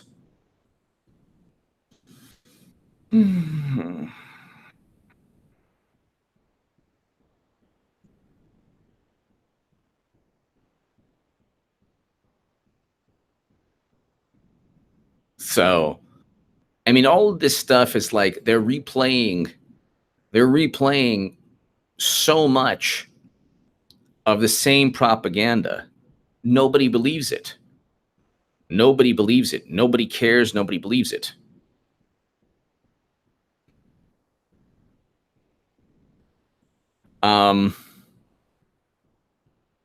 In a statement, Brian Fallon, a spokesman for Mrs. Clinton's presidential campaign, said no one has ever produced a shred of evidence supporting the theory that Hillary Clinton ever took action as Secretary of State to support the interests of donors of the Clinton Foundation. Well, the evidence is in the 30,000 deleted emails. That's why she deleted half her emails as Secretary of State. And that's why she used a server that was outside the United States government. That's obvious. Why would you go ahead and delete half your emails on a server that was outside the United States government? The whole thing's absurd. There is no country in the world that would allow that. There is no, do you think Xi Jinping or Putin or anyone in the world, anyone in the world would allow that? Macron in France, you think they would allow a server of a top diplomat outside government networks? It would never be allowed. Hillary, yes. No one's going to tell Hillary anything. Obama, Bill Clinton, nobody will. And this is all covering for Clinton, who's a walking criminal. Bill Clinton might have committed crimes. Other people, but Hillary's sloppy, sloppy drunk of criminal behavior. He emphasized the multiple agents. He emphasized that multiple United States agencies. So what? As well as the Canadian government. Yeah, the Canadian government benefited, though. It was initially a Canadian firm, so has signed off on the deal. Yeah, so what? In general, such matters were handled at the level below the secretary. To suggest the State Department, under then Secretary Clinton, exerted undue influence in the U.S. government's review of the sale of uranium is utterly baseless. No, it's not. When you have a pattern of money flowing into the Clinton Foundation and beneficial outcomes given to those who gave money, $156 million. We'll get to that in a second. UBS, that's a big one. The UBS one is a big one. Okay, before we get to UBS,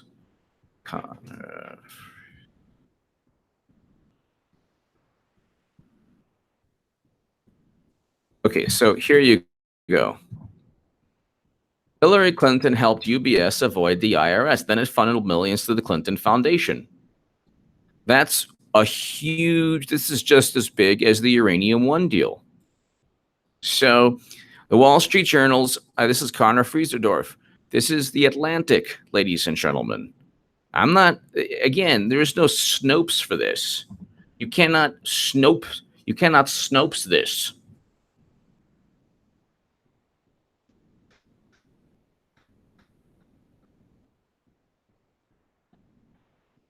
You cannot Snopes this. Here you go. The Swiss bank UBS is one of the biggest, most powerful financial institutions in the world. As Secretary of State, Hillary Clinton intervened to help it out with the IRS. After that, Swiss bank paid Bill Clinton $1.5 million for speaking gigs. Okay, again, another coincidence? How many bizarre coinkydinks do you need? With Trump, never gets a coincidence. How is it that he never gets a benefit of the doubt, plausible deniability, coincidence? Located in Wyoming, how many Wyoming politicians were aware of the Uranium One situation? How many from Wyoming? How much from Wyoming was transported? Well, this is Alpha World Watch. Check it out. Alpha World Watch. Check it out. Talk about Wyoming. This is Mr. Christensen. This is the New York Times, and I always read this. So for the good people at Raw Story, when they want to write a libelous piece against me, please go ahead and look at the New York Times. I read from the New York Times. Mr. Christensen, 65, noted that despite assurances by the Nuclear Regulatory Commission that uranium could not leave the country without uranium-1, here you go. Yellowcake from his property was routinely packed into drums and trucked off to a processing plant in Utah. This is Utah. Was it Utah or, sorry, Wyoming? No, I think it's Wyoming. Hold on. I'm trying to do two things at once. So hold on one second. Here you go, everybody. Yellowcake from Yellowcake was being shipped.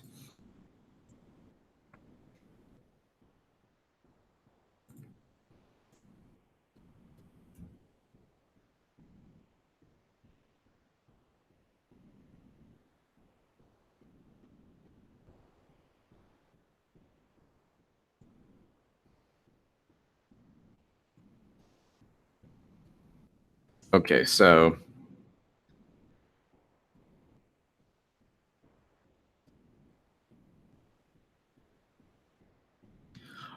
hold on one second. So you have right here Wyoming. Yep. In Wyoming, where uranium-1 equipment is scattered across his 35,000-acre ranch, John Christensen is frustrated that repeated changes in corporate ownership over the years have led to French, South African, Canadian, and finally Russian control of mining rights on his property.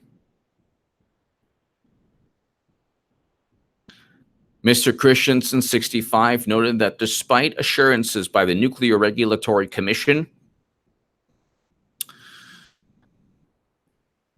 that uranium could not leave the country without uranium-1 or Rosatom obtaining export license, which they do not have, Yellowcake uranium was packed into drums and trucked off to a processing plant in Canada. So tell me again how the Russians didn't, and then instead the transport company doing the shipping, RSB Logistics Services, has the license. So they simply utilized the export license of trucking companies. Very simple. It's not that difficult. It is not that difficult, ladies and gentlemen. It is not that difficult.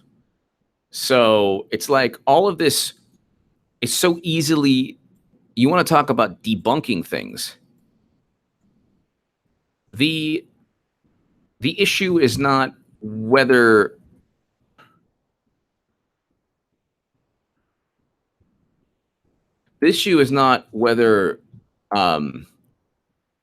Clinton was influenced. The issue is how anyone could believe she wasn't influenced. It's like overtly in your face. All of this is just overtly in your face. And it's just stupid. You don't go ahead. The benefit of the doubt is never given to Trump. Yet there's a complete lack of evidence of any issue. The only evidence they have is a Steele dossier or a drunken conversation. But here, so before we get to before we get to Rudy Giuliani again, let's just talk about UBS. Okay. The Swiss bank UBS is one of the biggest, this is the Atlantic, July 31st, 2015. Hillary helps a bank and then it funnels millions to the Clintons. You heard Sessions earlier this live stream. You heard Giuliani, and I'm just reading from the Atlantic, from the New York Times, from CNBC. This is here. Here's the Atlantic article again. So tell me again how this is fake news. Here's the article right there. Right there. The Swiss bank UBS is one of the biggest, most powerful financial institutions in the world. As Secretary of State, Hillary Clinton intervened to help it out with the IRS. After that, the Swiss bank paid Bill Clinton $1.5 million for speaking gigs. The Wall Street Journal reported all that and more Thursday in an article highlighting huge conflicts of interests. Well, wait a second. Is this a coincidence? Oh, so money did not influence Clinton with UBS. Oh, okay. Money did not influence Clinton with Uranium-1. Oh, okay. Money did not influence Clinton with weapons deals, although David Sirota broke the weapons deal story in the International Business Times. Oh, okay. Money did not influence Clinton with $156 million in speaking in access in money donated to the Clinton Foundation by 85 donors who gained access to see Clinton. Oh, okay. Money did not influence the Chicago commodities trader who was put on a nuclear advisory board. Oh, okay. Money never influences Clinton at all, even though money always goes to the Clinton Foundation, and you have a favorable outcome. Whether it's Boeing is one issue as Secretary of State also. And then she utilized, again, a server outside the United States government and deleted 30,000 emails. So if she's so interested in saying, well, all my emails went to State Department locations and government locations, well, where did your private emails go? Give us the email addresses of where your private emails went. Oh, well, that's private. Sorry, you used a server that had special access program and top secret intelligence. It's now a government server. How can you work in the United States government, utilize a server, and then say, no, it's my personal server, even though it contains government top secret intelligence? It's ridiculous. The piece begins by detailing how Clinton helped the global bank. A few weeks after Hillary Clinton was sworn as Secretary of State in early 2009, by the way, she used an AT&T BlackBerry email, and her first 3 months of emails are missing, and Brian Pagliano's 4 years of emails are missing. So it's like she was summoned to Geneva by her Swiss counterpart to discuss an urgent matter. The Internal Revenue Service was suing UBS to get the identities of Americans with secret accounts. If the case proceeded, Switzerland's large bank would face an impossible choice: violates Swiss secrecy laws by handing over the names, or refuse and face criminal charges in the U.S. court. Within months, Mrs. Clinton announced a tentative legal settlement, an unusual intervention by a top diplomat. UBS ultimately turned over information on 4,450 accounts, a fraction of the 52,000 sought by the IRS. So there you go. There you go. So tell me again, I mean, like, it's like people who are just so beholden to this groupthink that says, oh, well, you know, Clinton didn't do anything wrong. She did nothing wrong. She did nothing wrong. Everything was above board. Everything was above board. How can you even...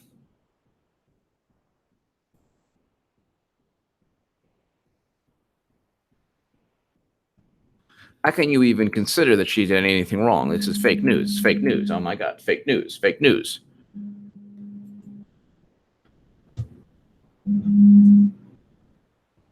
It's just fake news. It's just fake news. Well, this is not fake news. This is just verbatim the article.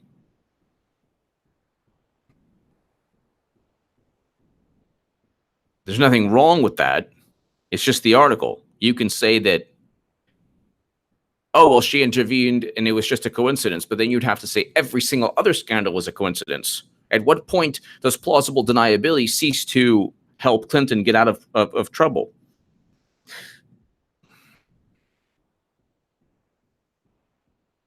Then you have all these connections between the DNC and Mueller and Kenny Sampson. Don't get suicided, buddy. Watch your six. Thank you, Kenny. Thank you, Kenny. Thank you. That's one of the great things about becoming a part of the Second Amendment community, and I agree with you. Russian collusion, where oh, so wait, I'm like reading a. All right, so this is Rudy Giuliani. Check it out. He talks about UBS. So we're a couple days out from the election. This would have been good to know a few weeks ago on the record. Because my former assistant, Jim Comey, made the wrong decision in July. But that was on a separate track. I mean, he's taken a beating on that. But what about this one? Why wasn't this disclosed? Outraged FBI agents that talk to me. They are outraged at the injustice. They're outraged at being turned down by the Justice Department to open a grand jury. They are convinced that Loretta Lynch has corrupted the Justice Department. You've got people in the Justice Department in charge of this investigation who are defense lawyers for Clinton people. I mean, it's this is about as outrageous and a $1.5 million. So check it out. Here we go. I was trying to find that. I mean, as a former Associate Attorney General and U.S. Attorney, I could make this case in about 2 months. I mean, well, I'll give you one example. Here, he talks about UBS now. This is Rudy Giuliani. Clinton's biggest political adversaries are Rudy Giuliani, Trump, and Jeff Sessions. But the biggest political adversary of all, the two biggest, are Barack Obama and Michelle Obama. They go ahead and benefit the most once she gets charged. The Clinton dynasty is politically, it's politically over. It's just a matter of when Trump and Sessions and Giuliani and all of them want to pounce and say, hey, the public record, ladies and gentlemen, they have spied and FISA'd and done everything possible they could, and Mueller and flipping and singing. They've made people's lives miserable. They found nothing. Trump is still in power. He's still going to be in power. They found nothing. They found nothing. The public record is enough. Now, could you imagine if you had people flipping and singing? Could you imagine if you, I don't know, threaten, if there's John Huber threatens Brian Pagliano with life in prison for single-handedly transferring, because you know when it's all said and done, Clinton's going to be like, I didn't tell Pagliano to do that. He did that on his own. All of it leads to Clinton. Pagliano was her IT guy. So you don't even have to twist them that much. You say, look, you're going to jail for a long time because you transferred top secret intelligence from SIPRNet, JWICs, and SCIFs. So now what are you going to do? How'd you do it? Explain. And Clinton will try to throw him under the bus. That's just one person. Then you have Cheryl Mills, you have Heather Samuelson, Kendall, you have all of these people. You have Uma Abedin, and you have Anthony Weiner. She had transferred top secret intelligence on Anthony Weiner's laptop, and we already know. So let's just say that Christopher is like, hey, you know what? Don't relitigate the Espionage Act. Just get her on Clinton Foundation. We'll get her someplace. So pick a crime, any crime. To the 1,000+ people watching, when it takes place, and it's not the Espionage Act, just remember, something else. WAPO reporter Mueller will wrap up at end of August. Wow, interesting.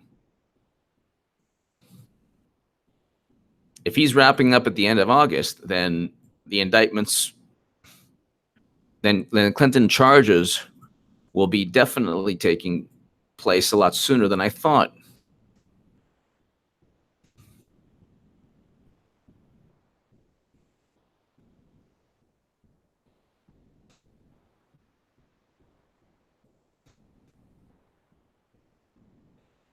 I didn't find that. If there's a link. So, Joseph Arbuckle, thank you.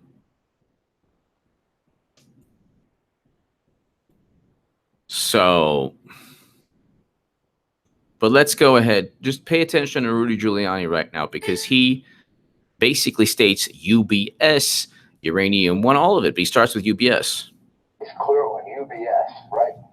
UBS gives the Clintons $660,000 for the foundation, $30 million loan, and a $1.5 million speaking fee for Bill Clinton.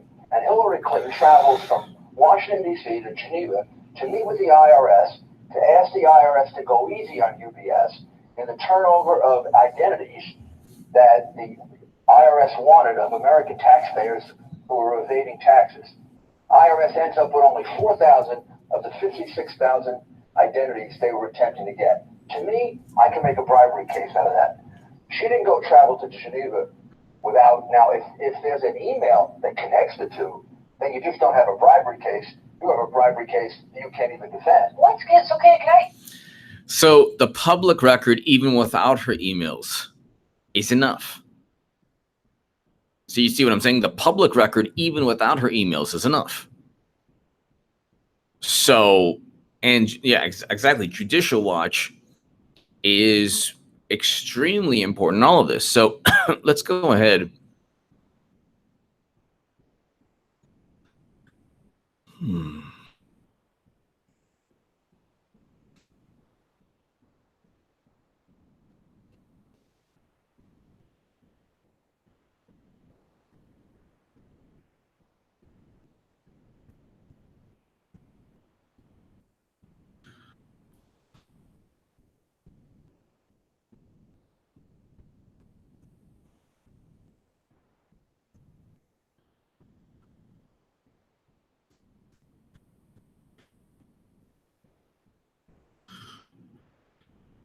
All right, so let's go ahead. Paul Sperry.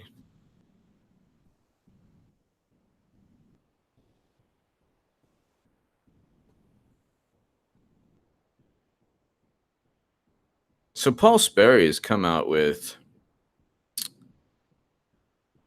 some really interesting. I mean, he's awesome. He's one of the great. He's up like him and Tom Fitton. They're all awesome. But breaking in June 2016, U.S. intelligence, including NSA, FBI, CIA, knew that the computer networks of both presidential candidates, Hillary Clinton and Donald Trump, as well as GOP PACs, were targeted by Russian spies. Yet now that information is being covered up by DOJ and Mueller. There you go. Breaking. DNC Clinton lawyers were old friends with former FBI Director Bob Mueller's computer forensic analyst. Wow. That's why they hired him and his firm CrowdStrike to run forensics on alleged Russian hacking of DNC system. Voila. The analyst quickly concluded it was the Russians. Well, of course. The Russians would hack the DNC to let us know that poor Hillary Clinton was being cheated, that the Russians wanted really Trump. First, the FBI and DOJ relied on a Clinton contractor, CrowdStrike, to provide research to blame Russia for hacking Clinton. Then they relied on another Clinton contractor, Fusion GPS, to obtain a warrant to spy on Trump campaign to frame it for collusion with Russia. Might notice a pattern? Absolutely. Everything's flowing through Clinton. But it's so obvious, too. That's what I don't get. It's just so obvious. It's just so obvious. All of this is so obvious. There's no, like, it's so in your face, overt, transparent. It's an obvious setup.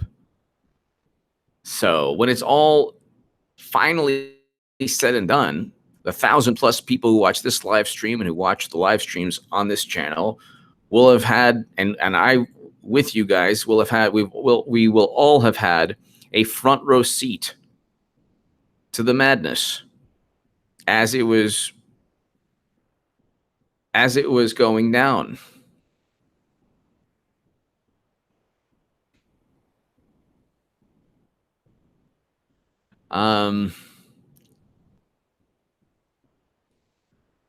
Okay, so let's just continue with Rudy Giuliani. You are a former federal prosecutor. You've been around this block. How does it work? I mean, how is it that just now we're a couple days out from the election? This would have been good to know a few weeks ago on the record. Because my former assistant, Jim Comey, made the wrong decision in July. But that was on a separate track. No, it wasn't on a separate track, Megan. That's the thing. It wasn't on a separate track. The Clinton email investigation and the Clinton Foundation crimes, Uranium 1, Haiti, weapons deals, all of these issues. Why do you think she deleted 30,000 emails? I explained that about her deleted emails and about her top secret emails. Why did she even use a private server? Well, it's obvious. It's obvious. She hid all the information from all these overt pay-to-play transactions. I mean, he's taking a beating on that. But what about this one? Why wasn't this disclosed? Outraged FBI agents that in the Fifth Amendment taking immunity. Who's she going to bring in the Those White House immunity with? deals may not be worth the paper they're printed on now, according to this report, because they lied to get them, then they don't stand. But let me ask you, what sense does it make if you've got Director Comey who's willing to take the risk he took last Friday? He's not. That's the issue. The Comey letter was not an example of this noble act. It was a cover-up gone wrong. It was too many people knowing that classified intelligence was way outside, so far outside the U.S. government, it was on the laptop of a guy who would eventually serve prison time. So that was damage control because he knew the NYPD, and he knew this was in the IG report. He knew the NYPD, and he knew the NYPD, and he knew the New York field office of the FBI would spill the beans. So he knew about all of this. Comey wants to testify against Andrew McCabe.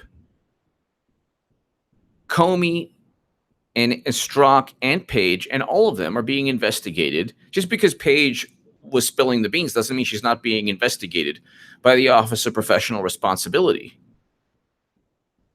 McCabe already asked for an immunity deal. So he already asked for an immunity deal.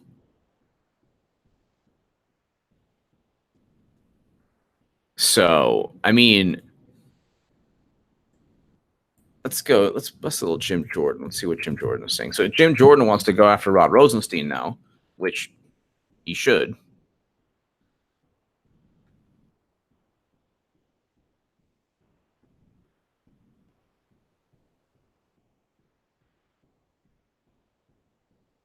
Yeah, he'll have to be convicted. A wrestling. This is Lawrence O'Donnell, a wrestling coach who molested boys, was elected Speaker of the House by Republicans. What does that even have to do?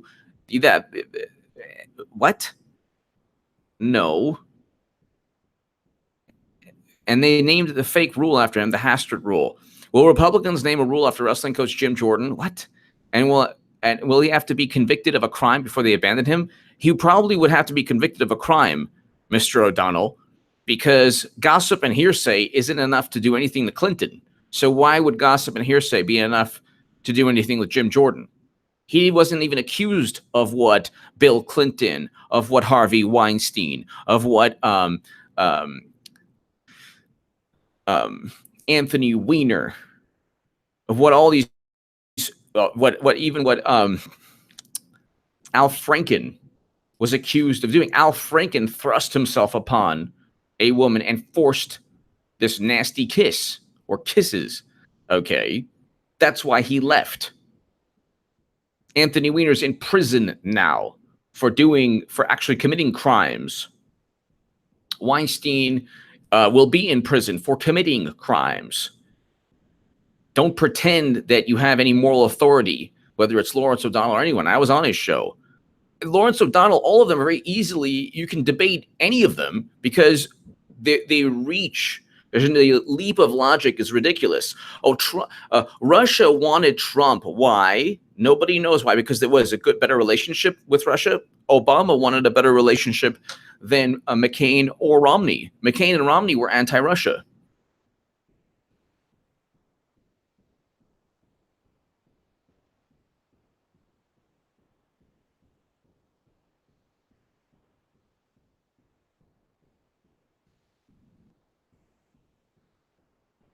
So, and then of course, 7.5 thousand. It's like, okay.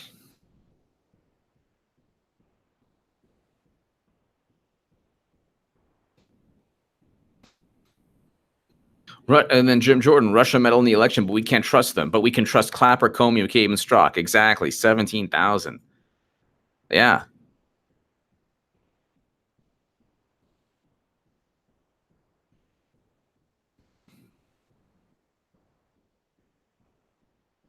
And Mark Meadows and Jim Jordan want Rosenstein investigated for alleged threats. So this is all coming back.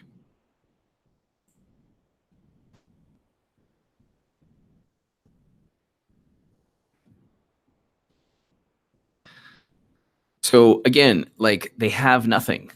They have absolutely nothing. But let's listen to Rudy Giuliani again. Come out there and say, I'm reopening the email thing. I found some stuff. It's not good. I'm going to look into it. Going to get a warrant, but I just want you to know I found it. We're going to do an investigation. How would that same guy not disclose something this big happening on another track? Because it was a failed cover-up. They eventually found classified intelligence outside the United States government on Anthony Weiner's computer. So I'm just getting bogged down in this, but I mean, we eventually find out what really took place. So that's Rudy Giuliani talking about the Clinton Foundation, UBS, all of these things. And you have Yellowcake uranium being shipped out of the country. And the narrative is so stupid. It's just so stupid.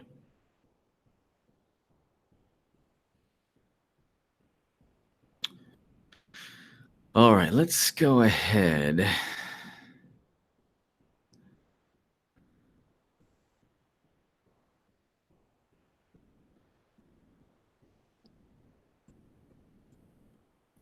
Let's go ahead and look at what's taking place now. So then there's like Trump refuses to say whether Putin is lying to him. Russia, again, under Obama and Clinton, Putin got 20% of U.S. uranium capacity.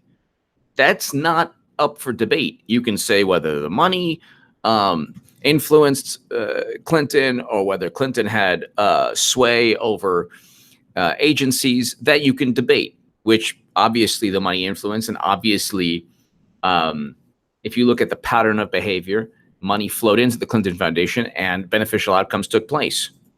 So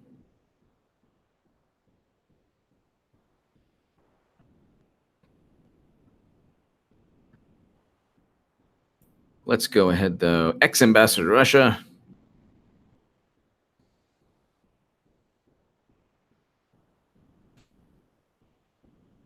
Damn senator goes off on Trump for saying Russia isn't a threat. Your own appointees say it is so. Democrats, what Democrats love to do is this is Bob Menendez has his own criminal issues. That's hilarious. All the criminals from Clinton to Bob Menendez and all of them are like, oh yeah, Senator Bob Menendez ripped President Trump on Wednesday for saying Russia is no longer targeting the United States.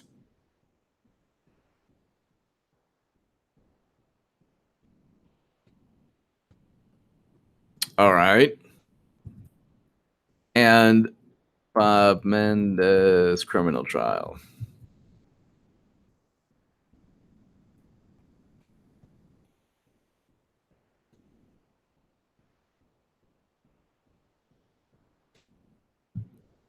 So he faced criminal trial. The Justice Department won't retry Senator Bob Menendez. Okay. So he got out of it. Congrats. Unlike a lot of Democrats who don't get out of their criminal issues.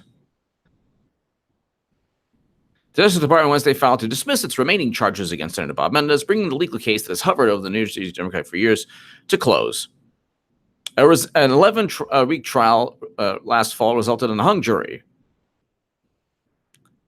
Prosecutors accused the senator of accepting bribes from Dr. Solomon. Okay, so he got out of it. Congrats.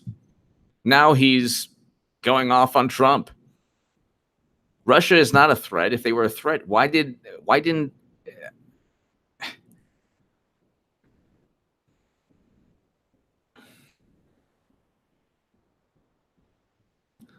why on earth did 20% of U.S. uranium capacity get in the hands of from the U.S. get in the hands of Putin?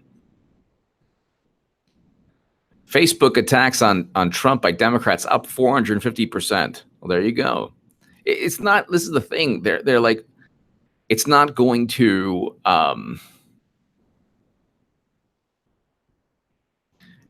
It's not going to go ahead and result in any enthusiasm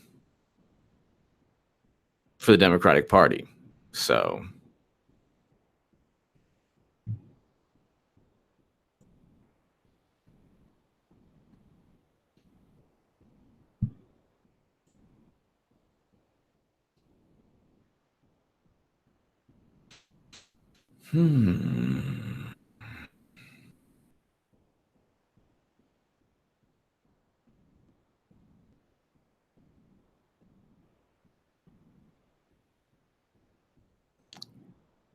Then you have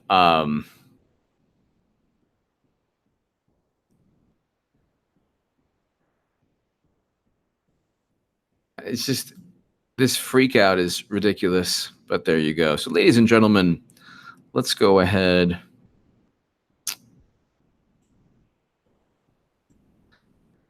Let's just go ahead really quickly. The uranium issue could be just the issue that sinks the Clinton Foundation because of the money trail and because of all the information. U.S. to review uranium imports on national security grounds. Uranium is now in Trump's tariffs crosshairs. And Canada is the biggest. Well, there you go. Trump administration investigating uranium imports under national security concerns. I gave you the CNBC article.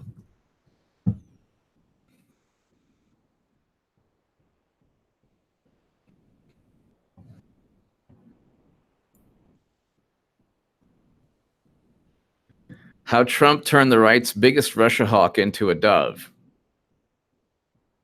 Why would you need to be a Russia hawk? That's the question.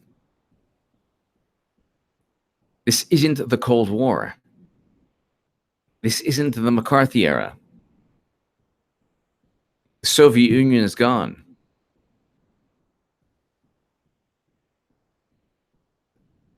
Not sure if Sessions spoke today. Let's look at Jeff Sessions.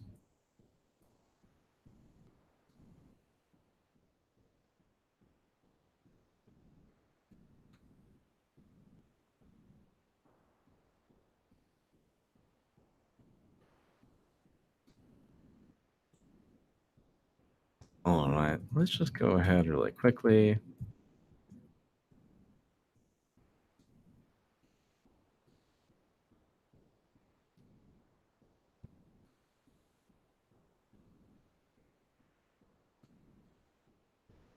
All right, ladies and gentlemen, thank you so very much.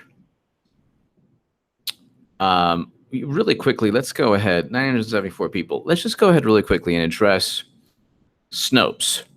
All right. This is what people point to. I was going to do this and I didn't, but I have to do this before we go. Snopes. Uranium 1. So what they say is they debunk. Snopes. Hillary gave 20% of the United States. Okay. That, and then they're like, false. Okay. Hillary Clinton did not give and never said in this live stream that Hillary Clinton gave 20%. She didn't have 20% of U.S. uranium capacity to give. She didn't even know that she just deleted 30,000 of her emails and used a server outside the United States government. She didn't even have a state.gov email, much less uranium, 20% of U.S. uranium capacity. So Hillary Clinton did not give 20%. So Hillary Clinton gave 20% of United States uranium to Russia in exchange for Clinton Foundation donations. Again, first of all, Snopes can say that's false only because Hillary Clinton did not possess 20% of U.S. uranium capacity. It wasn't hers to give. That's true. So here's the Snopes article. Okay, you can go ahead and read it. Here's the Snopes article.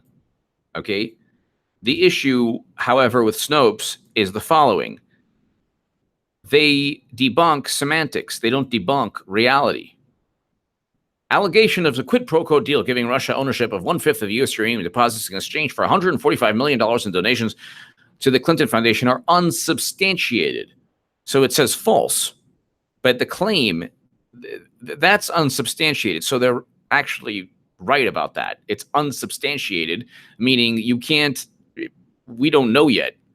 We don't have any smoking gun evidence other than a pattern of criminal behavior where money flows into the Clinton Foundation and then a positive beneficial outcome takes place for the person or the entity giving money. But the claim, Secretary of State Hillary Clinton approved the deal to transfer to control 20% of U.S. uranium deposits. Well, I've never said that. Yes, she didn't approve the deal, but she had people like Gary Locke, who was a chairman of her 2008 campaign on the Committee on Foreign Investment. That's the big issue. So this is the Snopes article. Cooper sees truth. A hung jury of swamp creatures basically means you're guilty. If 6 swamp creatures didn't believe you're innocent, you've done some bad stuff. Cooper sees truth. Thank you.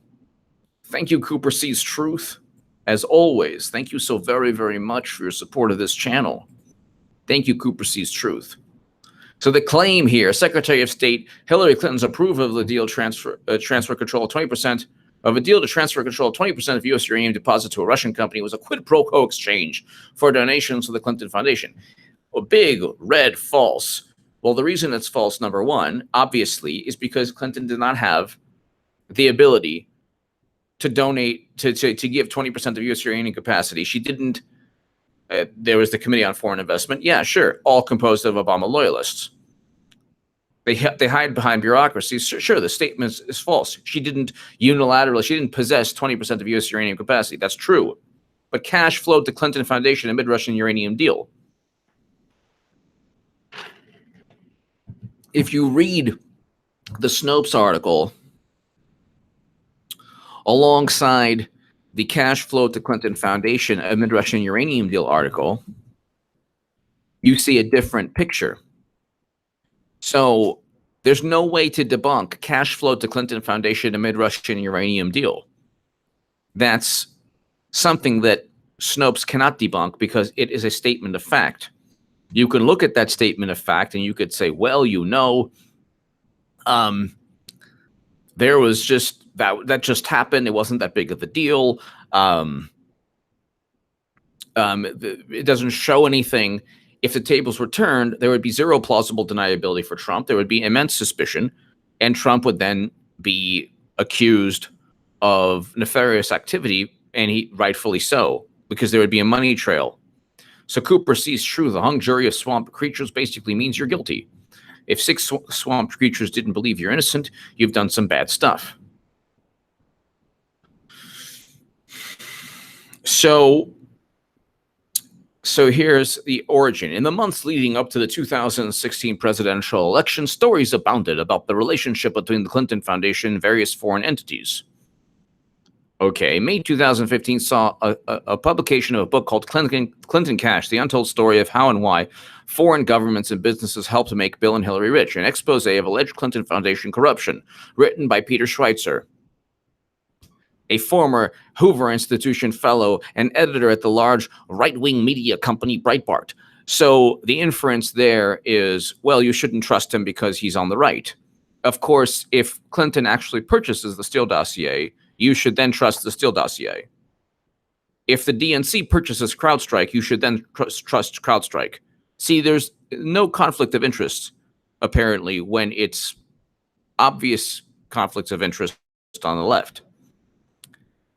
A chapter in the book suggests that Clinton family and Russia each may have benefited from a pay-to-play scheme while Hillary Clinton was Secretary of State, involving the transfer of U.S. uranium reserves to the new Russian owners of an international mining operation in exchange for $145 billion in donation to the Clinton Foundation. Well, that's just in the book. But there's the New York Times article talks about cash flow to Clinton Foundation amid Russian uranium deals. Ladies and gentlemen, I don't know why it took me up approaching on 3 hours to get to this, but if you want to debunk Snopes, you simply go to right here. The 5th paragraph or so. As the Russians gradually assumed control in 3 separate transactions from 2009 to 2013, Canadian records show a flow of cash made its way to the Clinton Foundation. All right.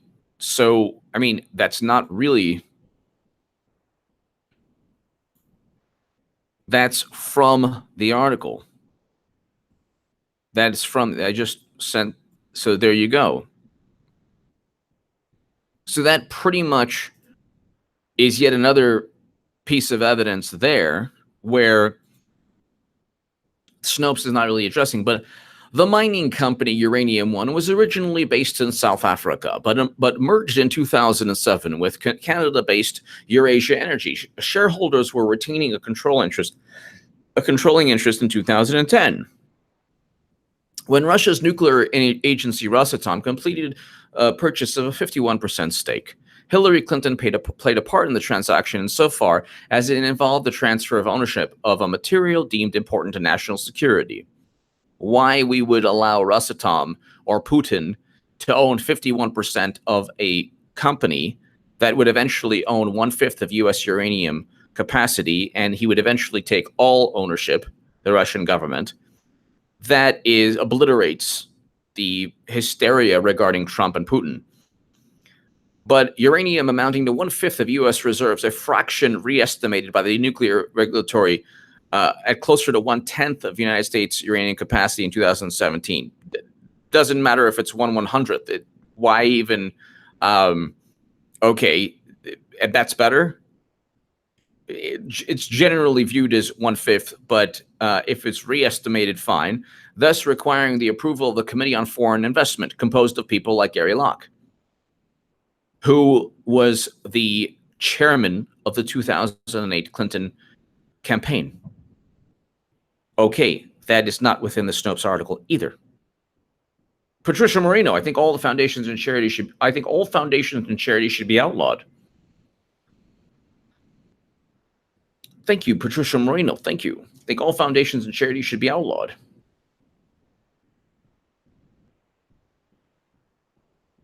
Zen Manitou, congratulations on the French victory in the World Cup. Okay, so during the same time frame that the acquisition took place, the Clinton Foundation accepted contributions from 9 individuals associated with Uranium One, totaling $100 million. Among those who followed Schweitzer in citing the transaction as the instance of alleged Clinton corruption was GOP presidential nominee Donald Trump, who said during a 2016 speech in New York City, Hillary Clinton's State Department approved the transfer of 20% of U.S. uranium holdings to Russia, while 9 investors in the deal funneled $145 billion to the Clinton Foundation.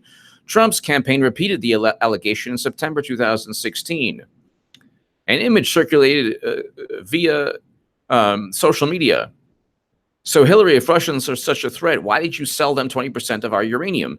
Again, if Snopes is trying to debunk that she unilaterally sold 20% of U.S. uranium that she had the capacity to sell, that's, yes, Snopes is right.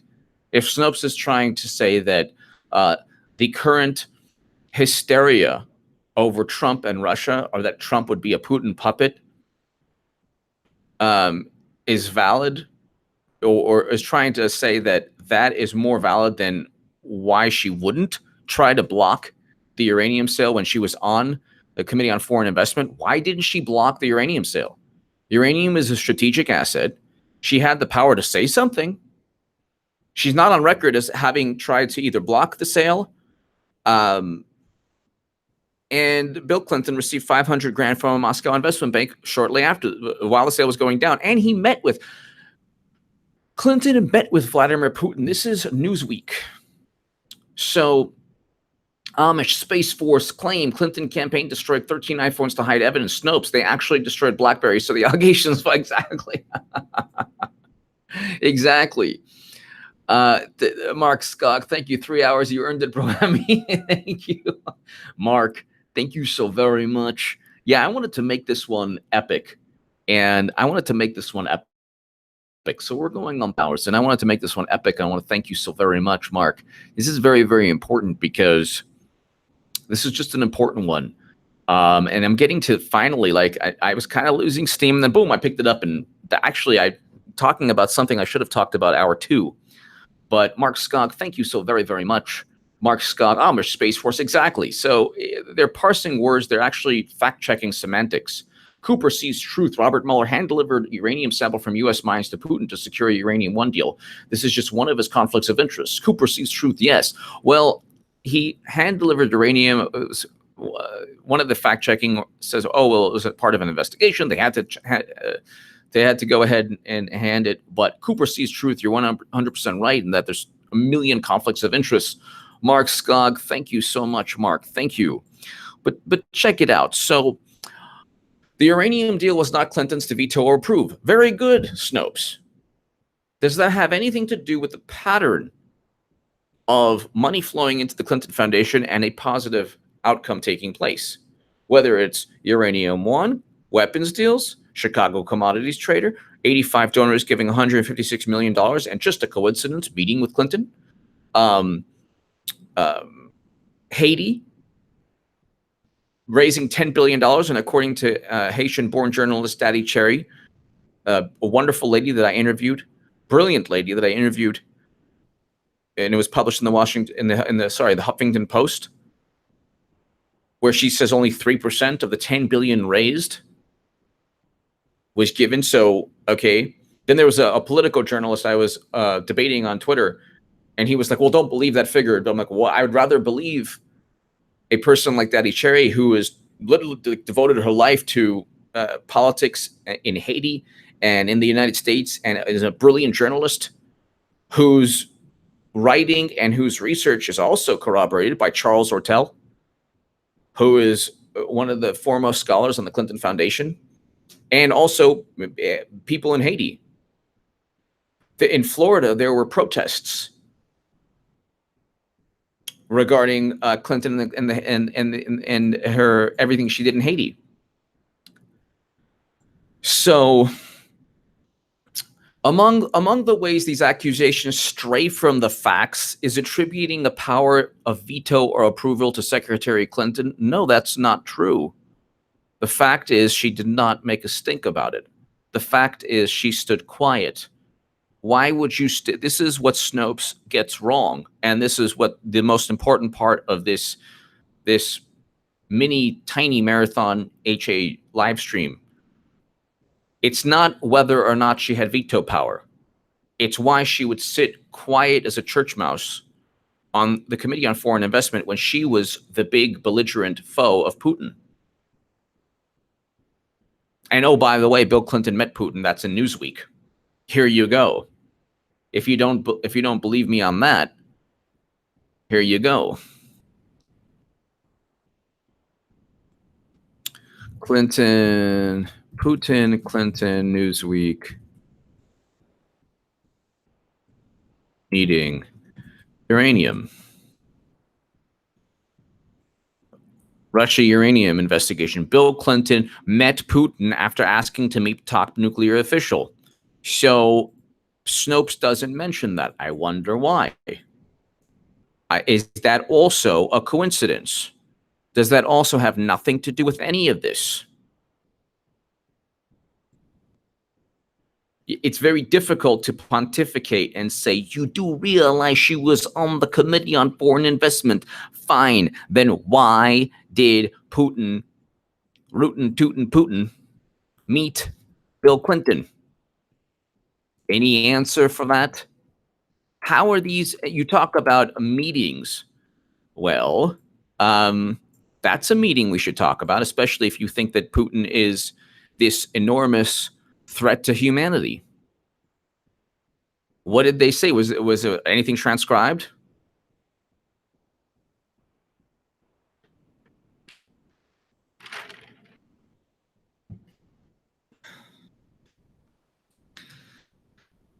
Newsweek, Bill Clinton met Vladimir Putin instead of top Russian nuclear official.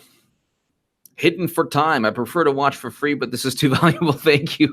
Hidden for time. Thank you so very much. Hidden for time. It means a great deal to me. I appreciate your kindness and your support, and I mean, the super chat gives every incentive to have these live streams, because somebody has to. I mean, this community, you talk about the intelligence community, it's really people at the top, like 6 or 7 people, whether it's Clapper or Brennan, or whether now it's Gina Haspel or Ray. You're talking about people at the top. You're not talking about a community. It's not like they sit in this egalitarian circle like in class. You're like, I got it, everyone's equal. No, that's not the community. But hidden for time, thank you so very much. That means a lot to me. So I appreciate that. Thank you. Thank you for supporting this channel. Thank you.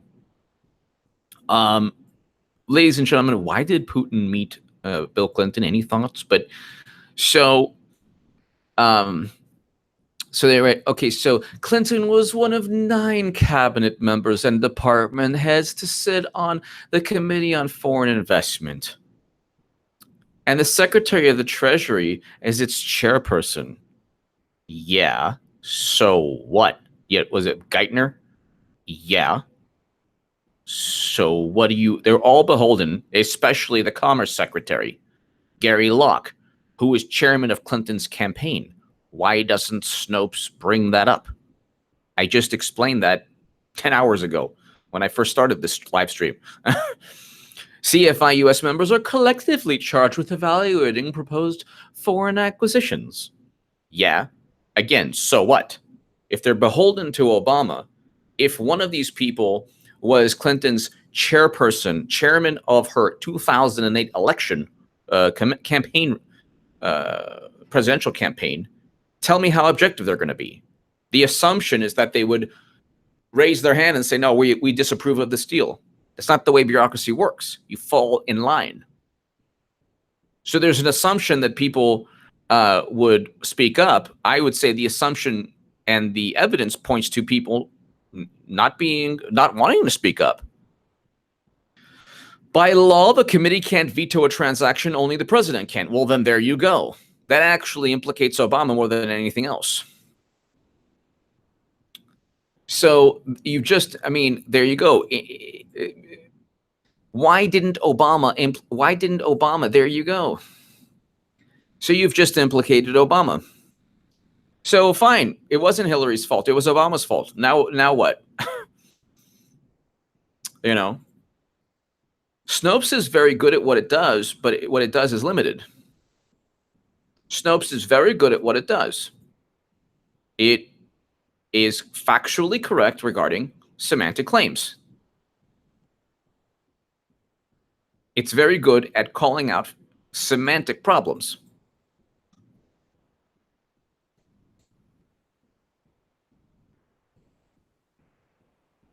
So let's go ahead.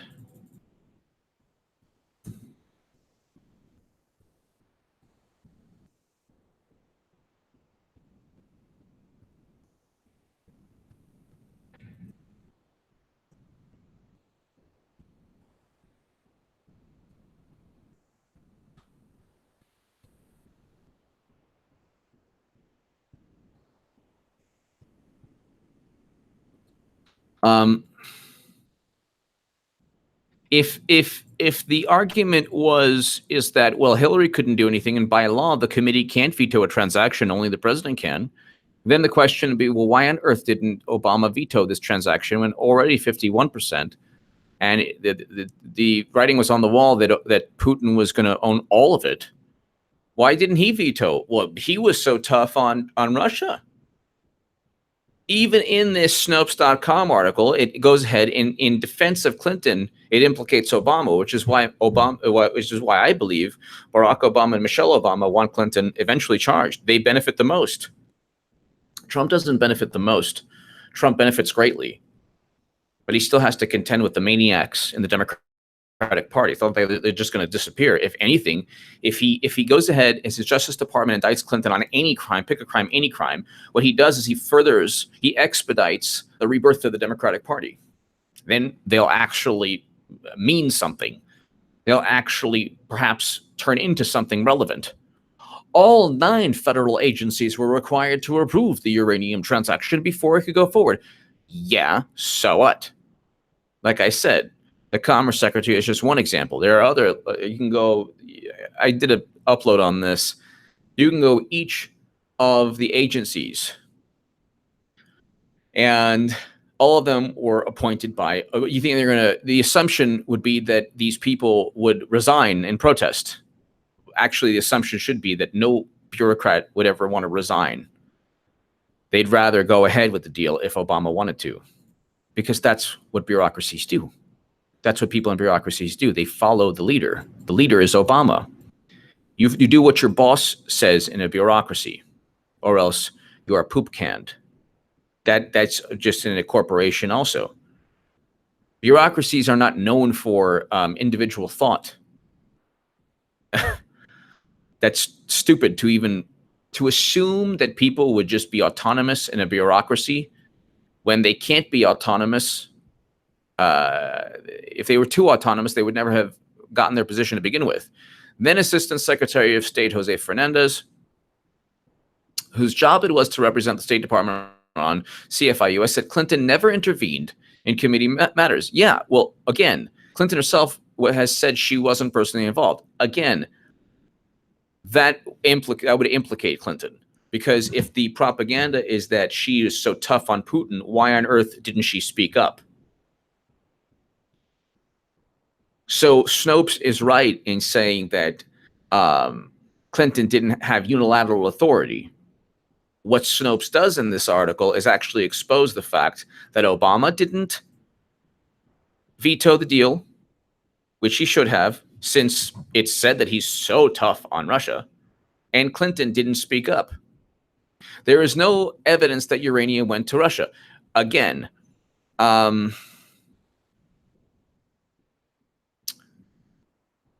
it is reasonable to assume that if the uranium was shipped out of the country into Canada, So that a change of company ownership occurred doesn't mean that 10 to 20% of American uranium literally went to Russia. Yeah, that's true at all. But what if some uranium went? When you talk about extreme claims and debunk extreme claims, you are then ignoring rational, nuanced claims that are still relevant. Bombastic Bushkin. Putin's agents were involved in bribery, extortion, racketeering, etc. for uranium. A.G. Mueller and Eric Holder both knew about it. You're priceless, A.G. Thank you, Bombastic Bushkin. Thank you. Exactly. And there was a bribery and racketeering scandal on U.S. soil.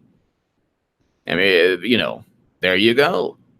Bombastic Bushkin, thank you. Thank you, Bombastic Bushkin.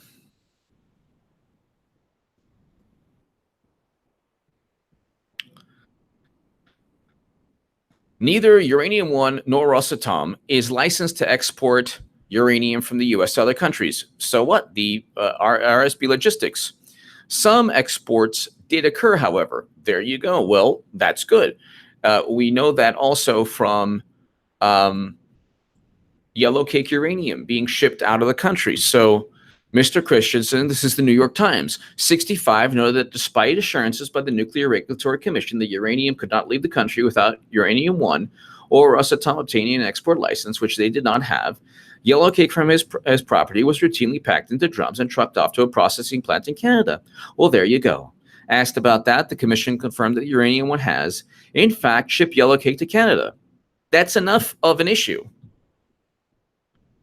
It's already out of the US. One can assume that Putin's smart enough to ship it out of Canada. I don't really need, just like I don't need a thank you note from hackers saying, hey, we hacked Clinton's AT&T email account. We hacked Clinton's AT&T email account, everybody. Just like I don't need that. I don't need, I really don't need that thank you card from the hackers, because one can assume that the worst case scenario took place. A 2015 letter from RNC official Mark Sartorius, a member of Congress, revealed that an unspecified amount of Yellowcake semi-processed uranium was shipped from a Uranium One facility in Wyoming to Canada between 2012 to 2014. But that doesn't mean that more wasn't shipped. The fact that some was shipped out of the country is a big problem. For conversion, additional processing to prepare it for enrichment. A portion of that uranium was subsequently shipped to enrichment plants in Europe. Well, that puts the uranium even closer to Putin. Again, the Russians, if Putin is supposed to be this mastermind, genius, spy, KGB chief, then why aren't people up in arms over this? Obama allowed, and Mueller, because Mueller was the FBI chief, allowed Yellowcake uranium to be shipped out of the country. How is that not that big of a deal? That's what I don't get.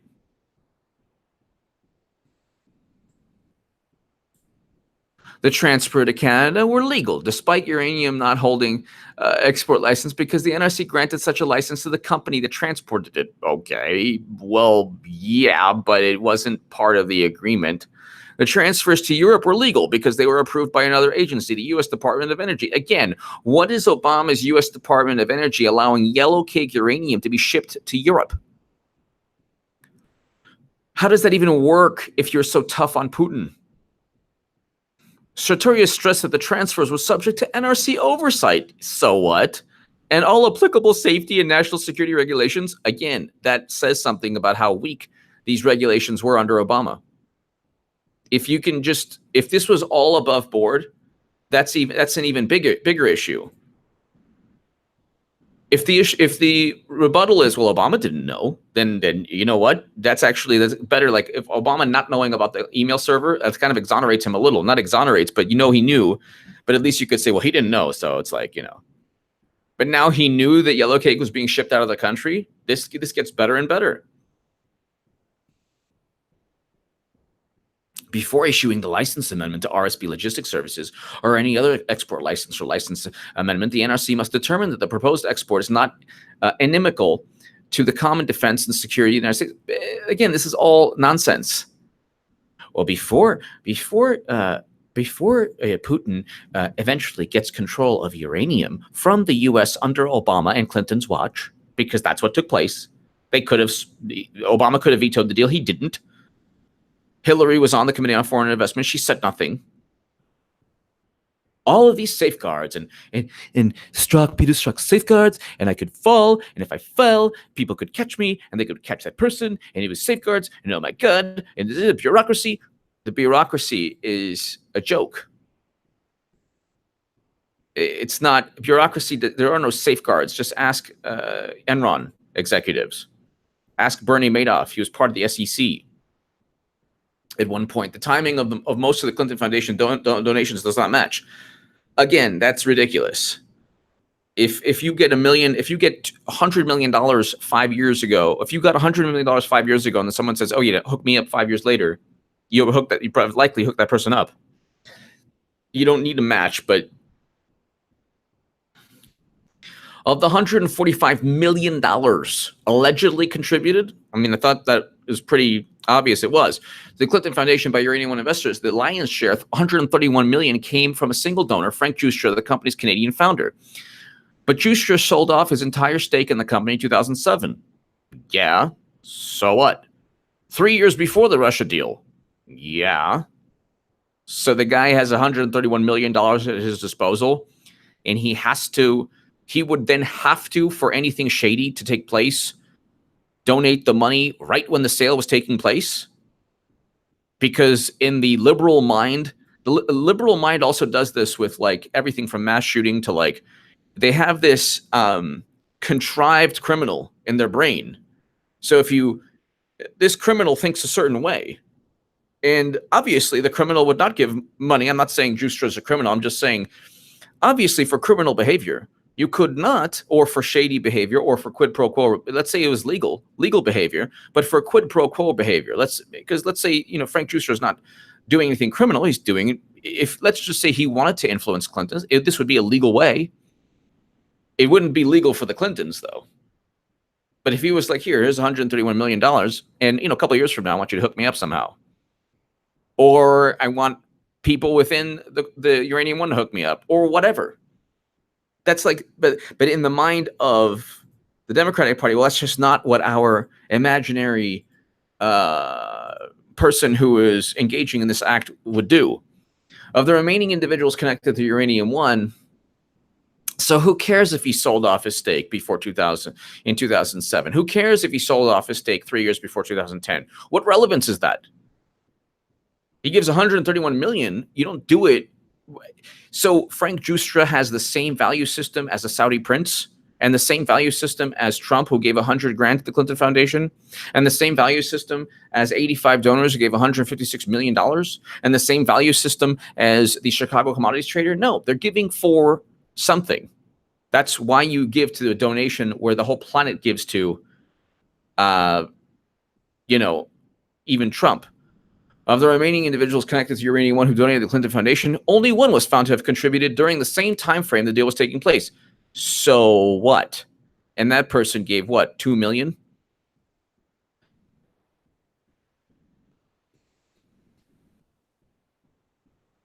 Cash flowed to Clinton Foundation amid Russian uranium deal. Says so right here. So then you already have enough. This would already warrant an investigation if it was Trump. Cash flow. Could you imagine cash flow to Trump Foundation amid Russian uranium deal that Trump signed, that Trump could have prevented or could have spoken up to prevent? As the Russians gradually assumed control of Uranium One in 3 separate transactions, from 2009 to 2013, Canadian records show a flow of cash made its way to the Clinton Foundation. Uranium One's chairman used his family foundation to make 4 donations totaling $2.35 million. So again, isn't this enough of an issue? Isn't this enough? Okay, so if the liberal maxim says, there can only be shady activity if the money coincides with the deal, that you already have millions going in from a Uranium One executive. What's the problem here?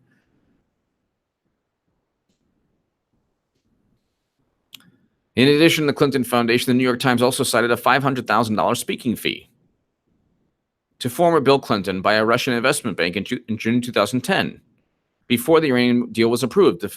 But this article does not talk about the Newsweek. So Snopes does not talk about the Newsweek article that says that Bill Clinton met with Vladimir Putin.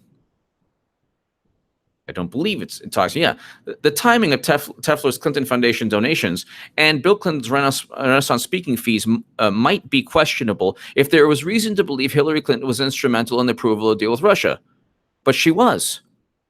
The evidence does not point to the contrary. She was instrumental because she could have said something. If she was powerful enough to use a server outside the United States government without even Obama knowing, and with Brian Pagliano rewiring existing networks to have top secret and special access program intelligence transferred from SIPRNet JWICs and SCIFs onto her server located in her basement outside the United States government, you don't think she might have been influential enough regarding this deal or any deal that Obama could have vetoed? What kind of logic of that? The timing of Tefler's foundation donations and Bill Clinton's Renaissance Capital speaking fee might be questionable if there was reason to believe that Hillary Clinton was instrumental. Might be questionable. It was questionable. Whether or not she was instrumental, it's still questionable because it totally undermines the Trump is a Putin puppet narrative. So even if she was instrumental or not instrumental, it's still, she was supposed to be tough on Putin. This is not an example of being tough. Her sitting quiet as a church mouse is not an example of being tough. So that's why it's a point of contention. And Clinton did not play a pivotal role. So what? In fact, may not have played any role at all. That also implicates Clinton. She was supposed to be the defender of the United States of America against big bad Putin, and she failed to do anything about it. The DNC hack was not a threat to national security. Uranium sold to Putin is a threat to national security. Moreover, neither Clinton nor her department possessed sole power of approval or over the said transaction. Again, Snopes is assigning importance to something that isn't necessarily that important. Whether or not she could have unilaterally ended the deal is not relevant. Whether she could have spoken up and said, hey, you know what, this is not good for national security, that's the issue. The issue also is the foundation. So,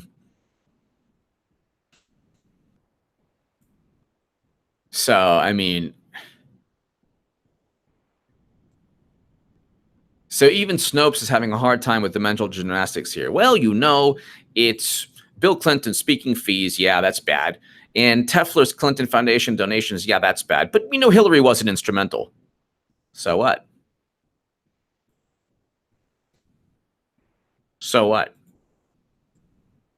What does that have to do with anything?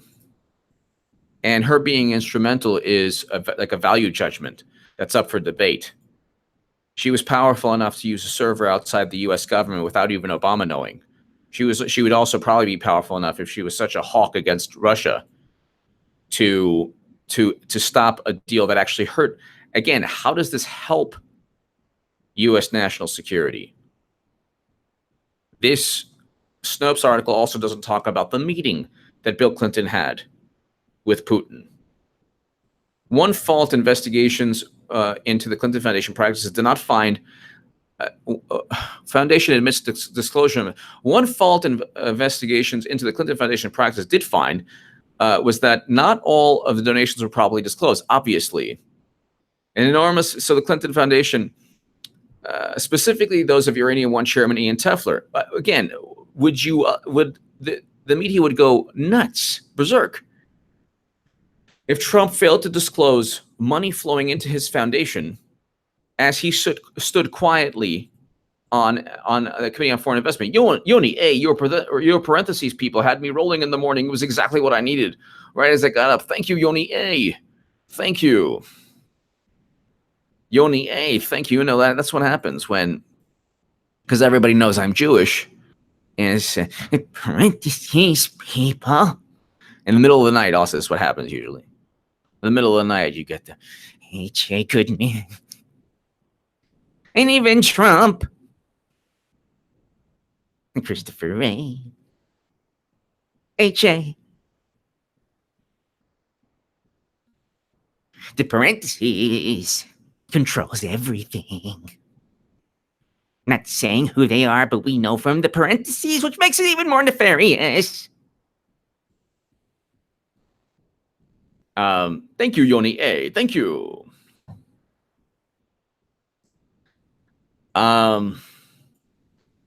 We are almost at 3 hours, and when I hit 3 hours, it's all she wrote. But we're almost officially at 3 hours. So they're like, yeah, it's true, you know.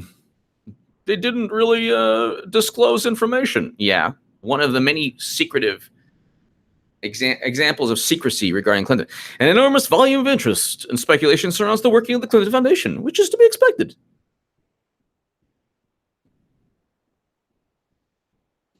At the same time, for the sake of accuracy, it's crucial to differentiate between partisan accusations and what we actually know about it. No. What we need to differentiate is the difference between the same accusations made against Trump without any evidence and the lack of accusations or suspicion with Clinton.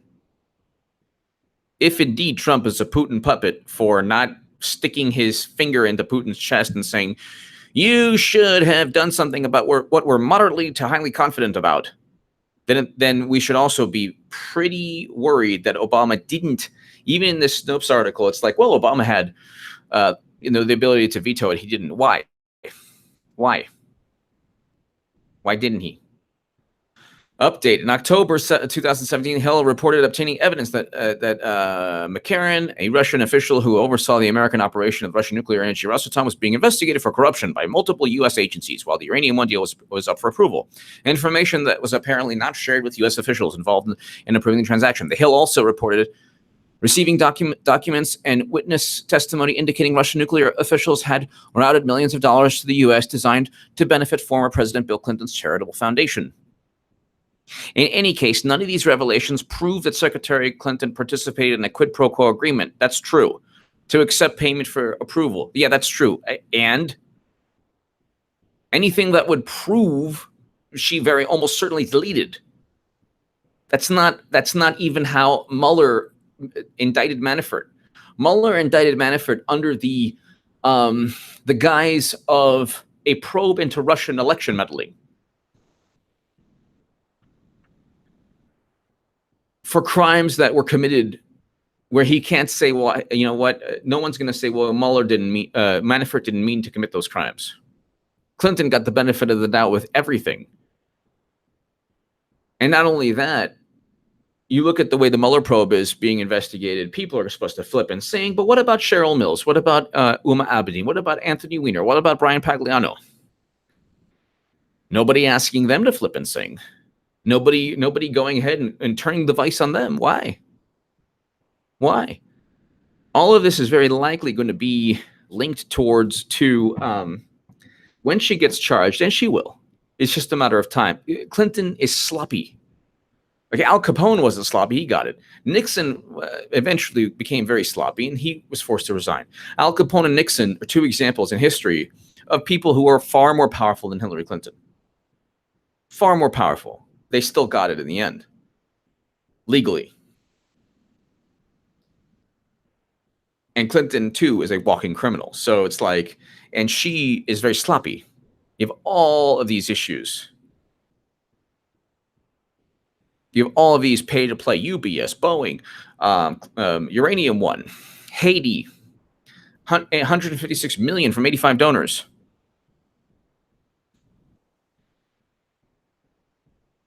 In any case, none of these revelations prove that Hillary Clinton participated in a quid pro quo agreement. No, but they prove that there are questions surrounding how Clinton could have remained quiet, how Mueller could have allowed this to take place, why Obama didn't veto this. All of this was taking place under the Obama administration. So it completely obliterates the notion that Trump is a Putin puppet and Obama was tough and Clinton was tough. If anything, it obliterates the notion that she would have been tougher on Putin. But also,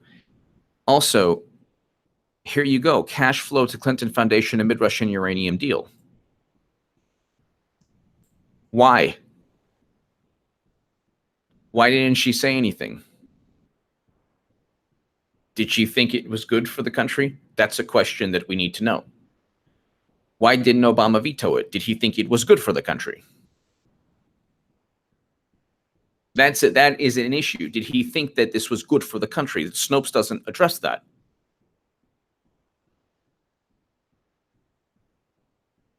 So, oh yes, you cannot prove that she could have stopped the deal and didn't. No, yeah, she couldn't have stopped the deal, but why didn't she speak out? Why didn't Obama veto the deal? That then leads us to the cash flowing to the Clinton Foundation amid Russian uranium deal. Possibly, if the tables, well, definitely if the tables were turned, they would say, ha.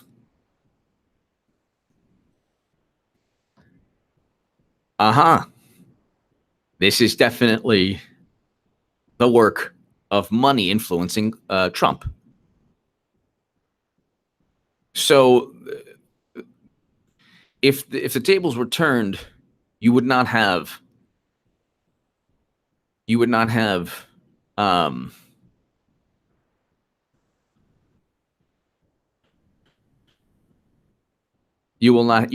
such the issue of plausible deniability. Oh, well, Clinton, we don't know. No one says with Trump, we don't know. Everything with Trump is like, oh my God, he's, and then with Trump, they make this ridiculous, like, oh my God, look what he did. He is definitely compromised. Well, how? Because you're highly to moderately confident about something?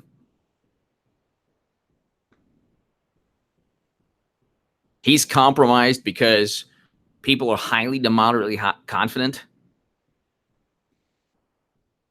CrowdStrike analysts who ran the forensics on DNC server worked for Mueller at FBI. Trump can fire Mueller tomorrow and say, yeah, the FBI, he worked for a conflict of interest. Then they'll say, well, you don't know that the analyst was influenced by Mueller? Yeah. So what? Still a conflict of interest. Mueller can be fired because of conflicts of interest.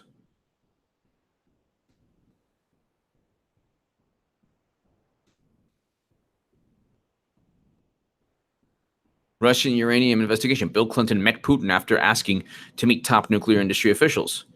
So again, all of this points to obvious guilt and obvious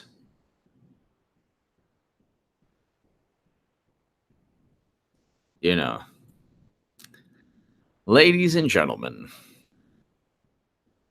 I set out with this live stream to do 3 hours. And we did 3 hours, ladies and gentlemen.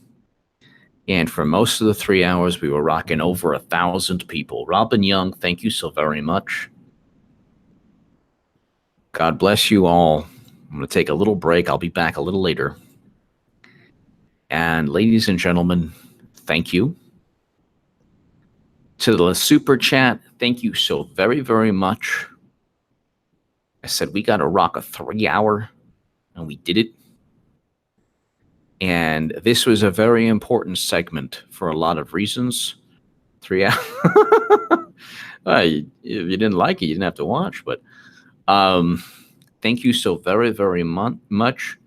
You're all wonderful. And thank God for you. And I just want to say thank you so very much.